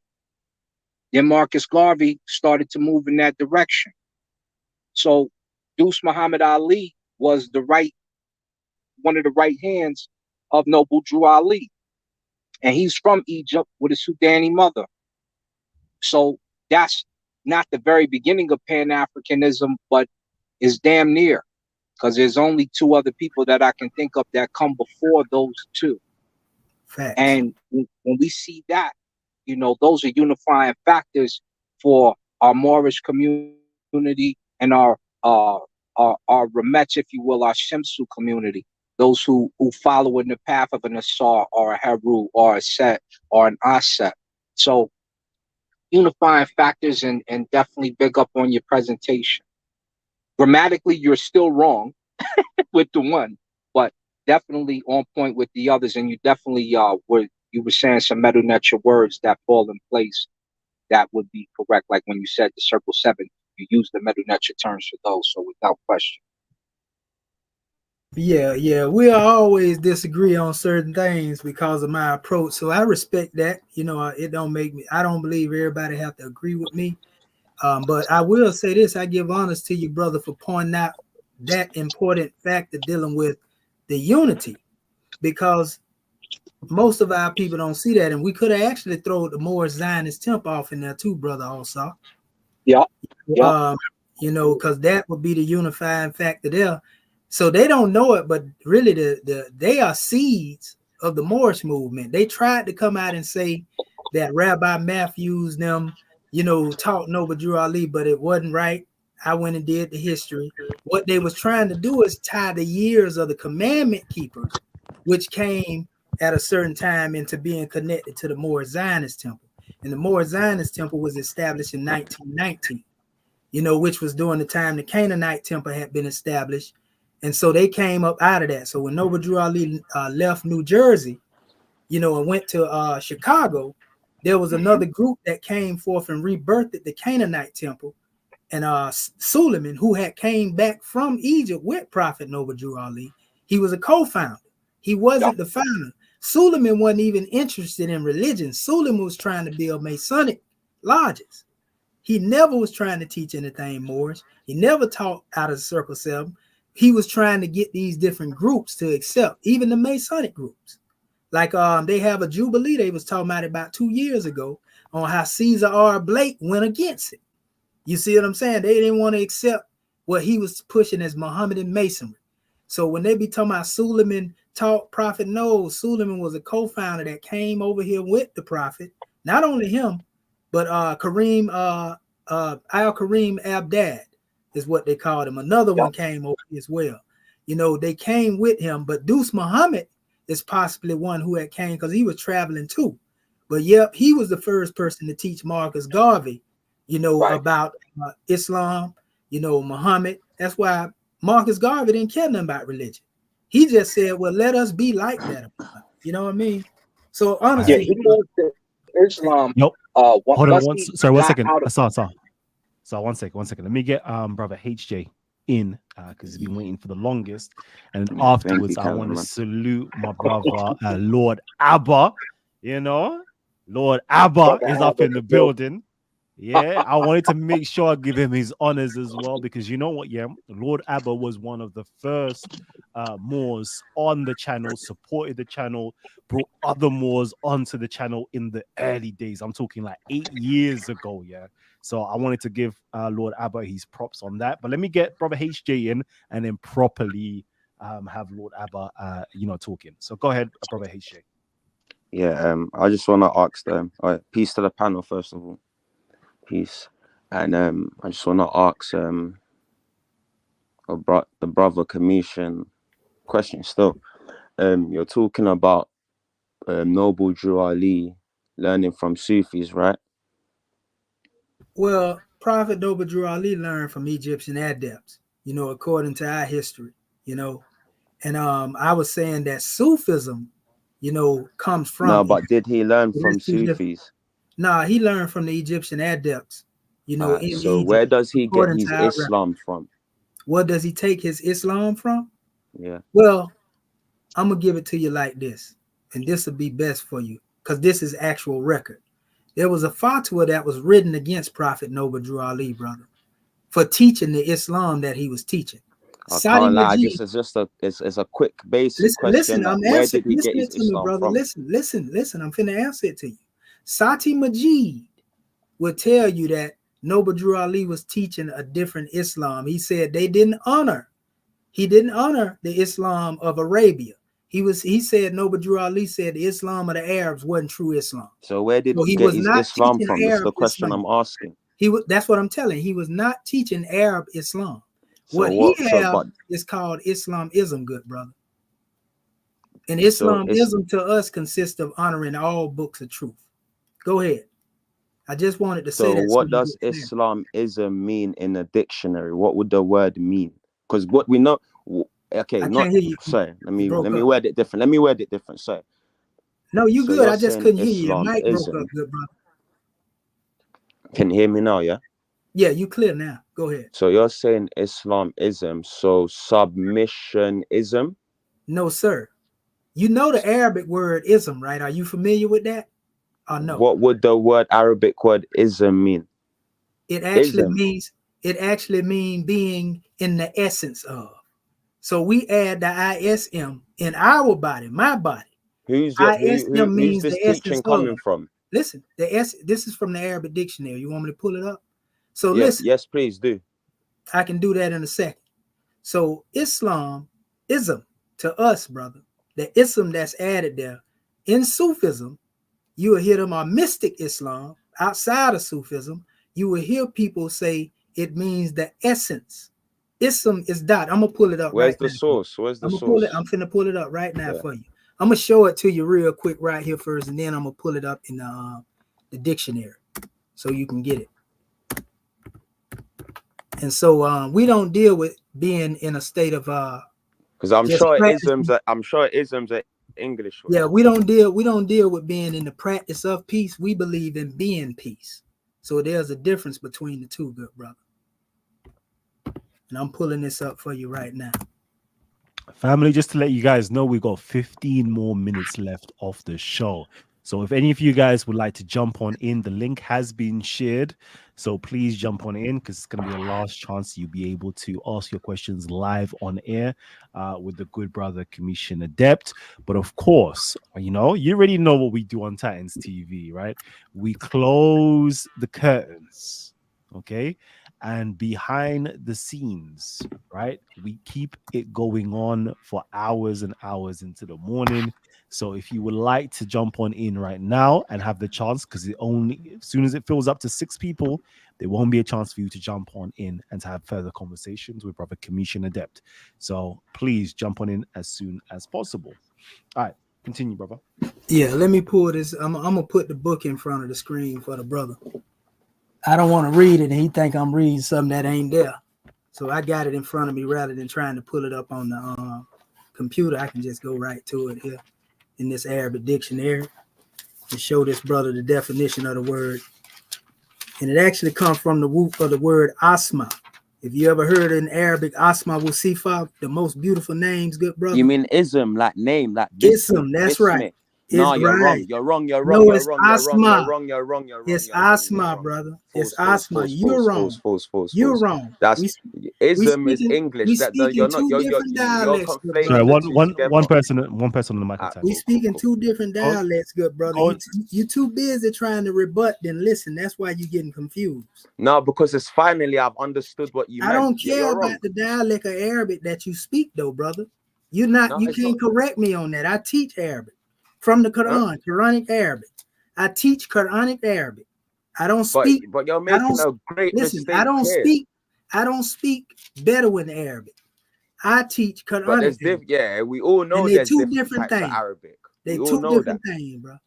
Doesn't mean what you're teaching is correct. You're wrong. You're false. That's your opinion. That's not what I really wanted to get. I wanted to ask you. You're gonna have to prove me wrong when I show you this source right here. All right, let me just. You're wrong, sir. Sorry, hold on 1 second. Let me mute everybody's mics. So you know how it is, right? We respect the platform. We usually have the rules set up. Whereas, rule number 1, no swearing. Rule number 2, no talking over each other. And rule number 3, no swearing. And of course, respect, the platform, respect yourselves, and respect the audience members. So, HJ, I'm going to unmute your mic, and I would love for you to pose your question, and then afterwards we can go into Lord Abba. Go ahead.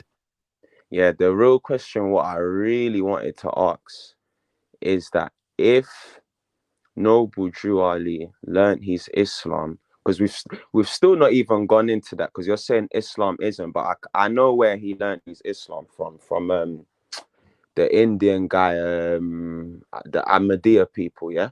So if he learned some of his Islam from Sufis, I want to know, because the deep mystic teachers of Islam, it goes to them, like, it don't go to the Ahmadiyya Muslims. So I want to know what Sufi master or Sufi sheikh ever pronounced he was a Nebi, he was a prophet, because we all know they are more learned than Noble Drew Ali any day. Okay. Any second. Let me jump in, brother. I'm gonna mute your mic, brother HJ, and then let me get brother Lord Abba in. Naeem, let's go. Peace. What's going on, brother Callum? Long time no hear from, brother. God, it's been a minute. What's going Hot on? minute. Jeez, Yes. I was in occultation, man. I was in hibernation. I had to go away for a minute, but now I'm back. I seen you like on your Facebook stories. I was like, this brother driving nice cars. He dressing real good. He out there living life right now. I said, I don't blame you, because that's around the time I fell back from the Moorish movement. So I was like, I was looking at you, brother. I was like, I feel what you, I feel you, man. So I just want to jump in real quick, because for those that do know, I was considered a scholar in the Moorish Science Temple of America. I wrote the book, Noble Drew Doesn't Ali and mean the nothing. Moorish. Ism and ism is different word. It's the both. You can't do that. Yeah, let me HJ. I'm gonna give you an answer real quick, HJ, because real quick, when I was teaching on this subject, and people would ask me those types of questions, where did Noble Drew Ali get his Islam from? I would ask for a qualification. What do you mean, right? So then you would probably say, well, it is said that Noble Drew Ali was taught by Ahmadiyya Muslims. I would say, okay, well, provide me a reference that shows the Ahmadiyya Muslims that taught Noble Drew Ali in the name of, the person, or where he took his shahada, etc., etc., etc. And usually those conversations go nowhere. So if it will come back to the question, well, where did Noble Drew Ali learn his Islam from? My simple answer would be from Allah, obviously, because from my research, it shows that Noble Drew Ali was mentioning and practicing Islam since the early 1900s, 1913, 1916. I believe we have some sources that we found in that regard, right? Just so we don't make things complicated, because there's no need to complicate things, because then you got to start making up stuff. What is Islamism? Islamism does mean the practice of peace, because that's what ism means, the practice of and the study of. And that's what we are constantly doing as Muslims, those who are of peace, one of peace, right? We are consistently trying to perfect ourselves, because we are imperfect beings, because the flesh itself is imperfect. It is imperfect. And this is how we taught on our side of things. Now, people are going to teach a different way. Islamism also had another definition for those that engaged politically with their Islam and used the precepts of the Quran or of Sharia law to craft legislation in their countries, towns, etc., etc.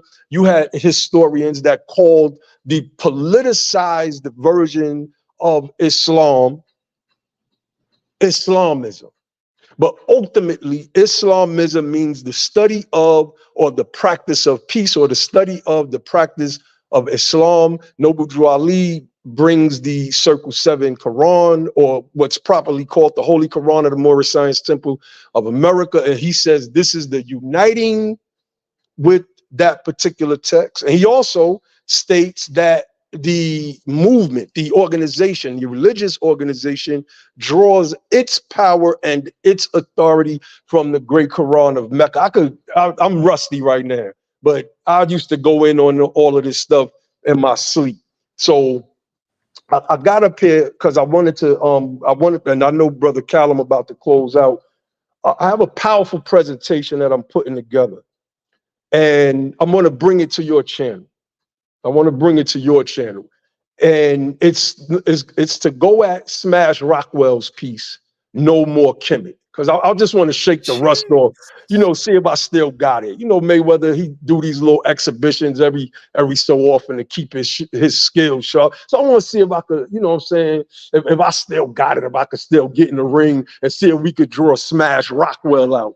Because I did a piece in 2013, Callum, that refuted Smash Rockwell's piece, No More Kemet No More. Refuted it, and for whatever reason, I never put it out. I was looking at it like 2 weeks ago, and I was like, why didn't I put this out? God, right? So, but there was another thing that I wanted to touch on. When you were on Sarnetta, you said something about Like if you're from the UK and Africa, etc., you're not black, right? And I took that as, well, people in America don't have a culture. They've lost their culture.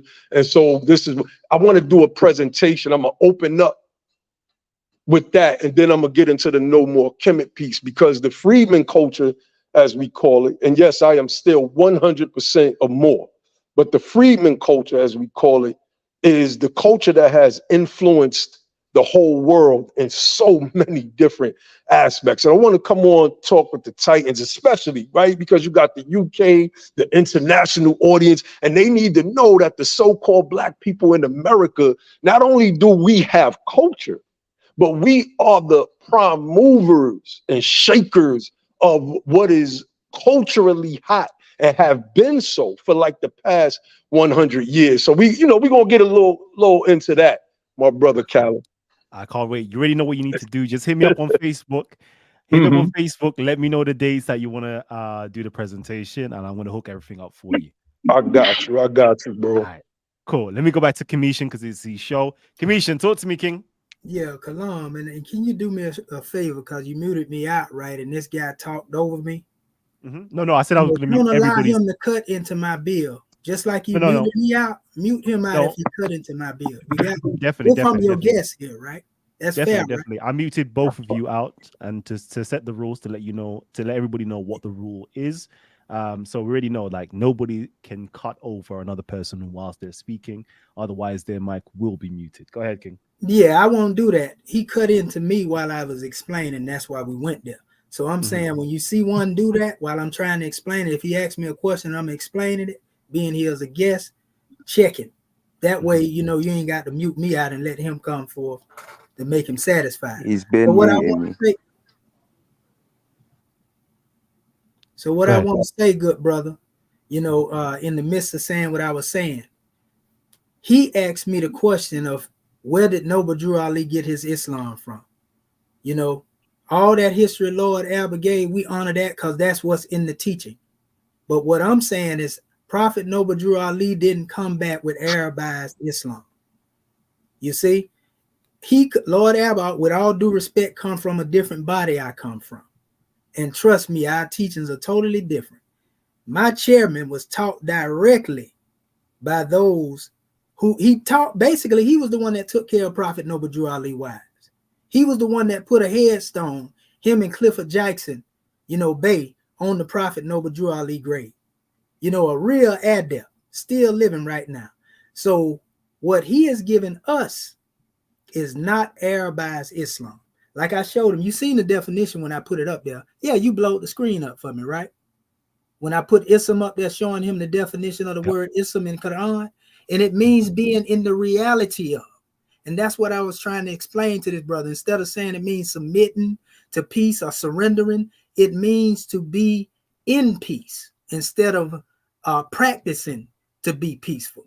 That's the difference between the Islam and the European definition of Islam and Islam as it relates to the Quranic definition. We take the Quranic definition, which is also connected to what we call Al-Asama wa Sifat. That's called the most beautiful names of Allah. And anybody in Islam know that's the 99 attributes. So in the Quran, there's a portion in there where it speaks on the baptism of Allah.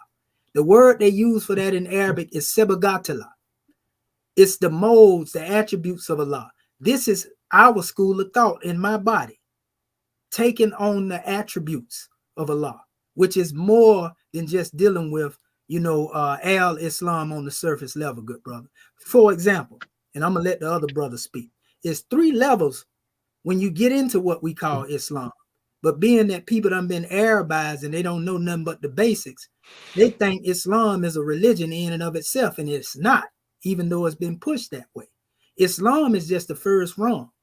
That's why I tell you that Jibril came and he taught Islam, he taught Iman, he taught Ihsan. Islam is entry level. Iman is having faith. Ihsan is what we call worshiping the Most High as if you can see him. And if you can't worship him as if you can see him, you worship him knowing that he sees you. Ihsan is the highest degree of what people call Islamic faith. But you don't hear people saying, I'm an Imam, I'm an Ehsan. You know, my religion is Imam or Ehsan. So people don't know that. Just like Muslim. Muslim is entry level. What about Mu'min? What about Mushinun? You don't hear them talking. That ain't no Sufism. Sufis might teach on that. That's in the Quran. But that's what I wanted to say, bro. So our Islamism is totally different than Al-Islam. No disrespect to Al-Islam, but it's different. Perfect. You know what, family tree? We've literally reached the end of the show. I'm trying my very best for the show not to go over 2 hours so that our good brother's show can be promoted as far and as wide as possible, and it is as consumable as possible. But of course, family, you guys will be able to have conversations and dialogue off air with the good brother. But for now, I want this show to be seen by as many people as possible. So please help out Titans TV by sharing this show far and wide. Hit up the like button if you haven't already. Good brother, if you wanted to close out and say any last words and let everybody know where they can find you also. Well, I already gave that information already, but I will want to get a flow to my brother Babylon Don to let him give it. And that's good. That's all right with you, brother? That's fine. Remember, this is your show, so okay, whatever you like, man. Well, we want to let him get a chance to speak before we close out. You know, brother Babylon Don. Hey, peace, brother Kemetian. Peace to the panel. Peace, brother Kalamel. Hey, brother Kemetian. I just had a couple of questions. When you say, and I don't want to mispronounce the way you pronounce it, but the word kopesh in relation to the scimitar, are you pronouncing that kopesh or kopresh? That's what I was just saying earlier. Smash pronounced it as kopresh, and he was wrong. It's kafesh. You see? You know, and really, when it comes to that's what I was just bringing out, because me and Smash, I was correcting him on that, and then he got upset because he said, no, it's Kopresh, and I'm like, no, bro, it's Kafesh, and he didn't get it, but he was pronouncing it wrong. Nothing against him, he was just pronouncing it wrong. Ain't no R in there, you feel me? I do feel the fact that there's no R in there. I do feel you on that. Mm-hmm. However, what I want to talk to you about is the P and the F linguistically. Yeah, they're interchangeable. To my knowledge, okay. So then, I mean, when you say that maybe maybe the R is not in there, and maybe that's just the way Smash, because Smash is a rapper. He is he does deal with language, so he has a California swag, and I ain't trying to take up for Smash. But when you say like an Arabic person can't pronounce an L, it sounds like it sounds like an R sometimes, or sometimes the R sounds like an L. Wouldn't you say that's exactly what happens with the PR and the F, like Kopesh or Kopresh? Well, when you're dealing with L and R, that's one thing, but in the actual transliteration, it shows Kafesh without the R. It didn't say like Kepra. You see what I'm saying? It said Kafesh. And that's why I was saying to him, no, that wasn't pronounced that. There's no R there at all. See, if it was an L there or R, we can say they're interchangeable with each other. Just like I just told you, yeah, we can say P and F is interchangeable with each other. But that wouldn't be the same if you would have added an R to that word, because it's not an R there. You see what I'm saying? That's a consonant. So you'll know if a consonant was there as opposed to a vowel. You see what I'm saying? Yes, now that's a fact. Now, what I want to ask you is that, I want to be clear on this, that I agree with you. There is no R in that. You know what I'm saying? I was talking about in tones, not in actual script or, in actual phonetics. But in his tone, he put R there. But nevertheless. Yeah, you saying that in the way he said. Almost like Elijah Muhammad, when Elijah Muhammad say Master Fuad Muhammad, but it's, Farrakhan say Master Farad Muhammad. You see what I'm saying? Or when he say Holy Quran. Yeah, and not Holy Quran. Yeah, I see. Yeah, some people say cross the street and not cross the street. Yeah, You yeah, know, I so see what you're saying. I was just making that analogy. But however, I see. nevertheless, I don't want to take away from nothing you saying, brother Commissioner Adept. So I'm gonna say that the R is not in there phonetically nor scripturally. So you would be correct in correcting him on that. But now back to the P and F. You Mhm. did say that the P and F is linguistically interchangeable. Yes, sir. Absolutely. Okay, now the next thing before we go, do you know that you are looking at the scimitar, right? When you Mhm. say Kopesh, That's right. right? Now, Smash is actually looking at the cattle leg, which resembles the scimitar, right? Now, do you happen to know the pronunciation or the name for the cattle leg in Egypt? That's exactly what I was showing when I said it earlier. I don't know if you've seen it. Okay. That is the kafesh, good brother. It's you got to look at it. That's the symbol that we use that I got around my neck. That's where our flag really come from. It's just in Kemet. It's called the Big Dipper. So if you look at those things and you were to Yeah. put that outer leg around the Big Dipper, it will fit it perfectly. And so that's what a kafesh. It represents what they call the mouth, of creation and what creation came from. You know, but I wish I could pull it up. I don't know if our brother, what his name is there, just for me to show you the picture. Are you there, Kalam, so I can show him this picture real quick and we can close Yep. out? Yeah. Go ahead. Okay, I know you probably remember when I showed it, but our brother Babylon Don might have not have seen when I was showing it. So I'm I gonna show wasn't it. here. Yeah, I'm gonna show it to you real quick, exactly what it was, and we can close out. So I don't want to delay the brother. Here it is, right here. Is this sharing right now, family?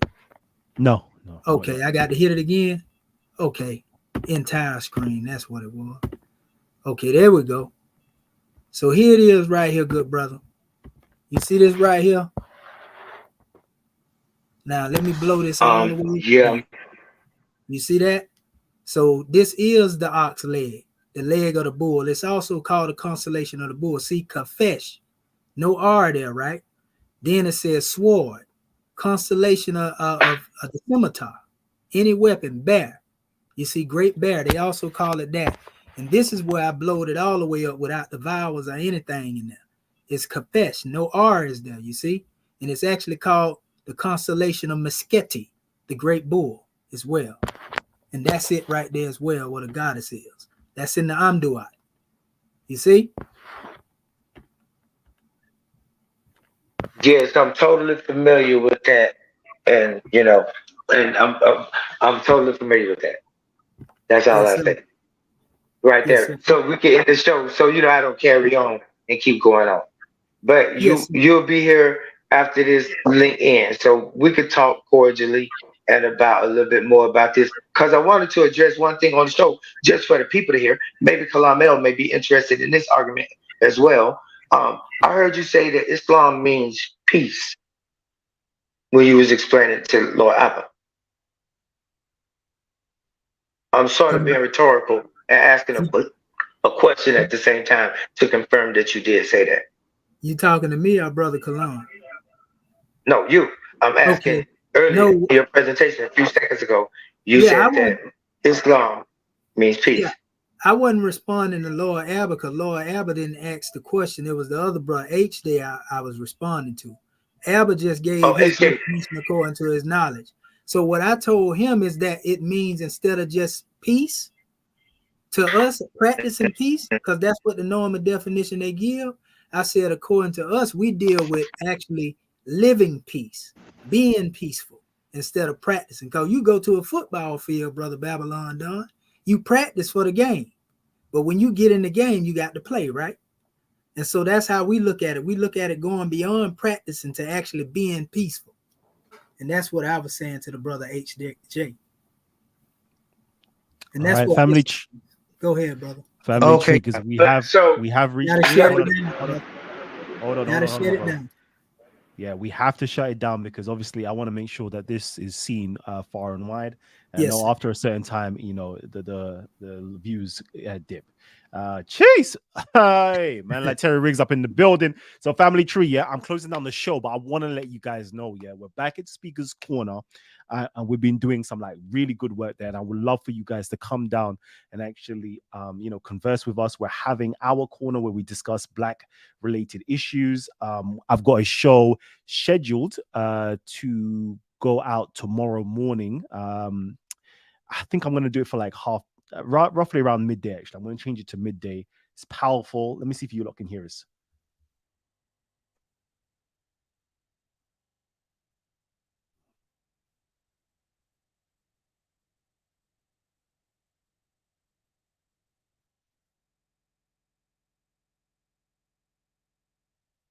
Jeez. Okay. So right there, yeah. That I don't know. Did you not hear the audio? No, I was just finna say that we can't hear you, brother. Damn. Okay. So boy, it's gonna be when you guys see it, it's gonna be a big one, right? So on there, we are discussing, Black women basically are outperforming Black men. Brother Raven asks the question: should women settle for less, or should us as men actually strive to climb up the socioeconomic ladder, whether it is getting more educated, go for more high-paying jobs, etc. So it's a very, very good discussion and conversation, and I would love for you guys to chime in tomorrow when it's released. And again, we're back at Speaker's Corner. We're getting into more, Black related issues, and there will be more debates from Speaker's Corner that we will be premiering also. But family tree, we've reached the end of the show. Man like Morpheus, I see you. But yeah, we're shutting down the show. So love and peace and blessings. And I will catch you guys on the next one. Peace. I'm out. Oh man, young Cali, baby. Jeez. Peace, We out, baby.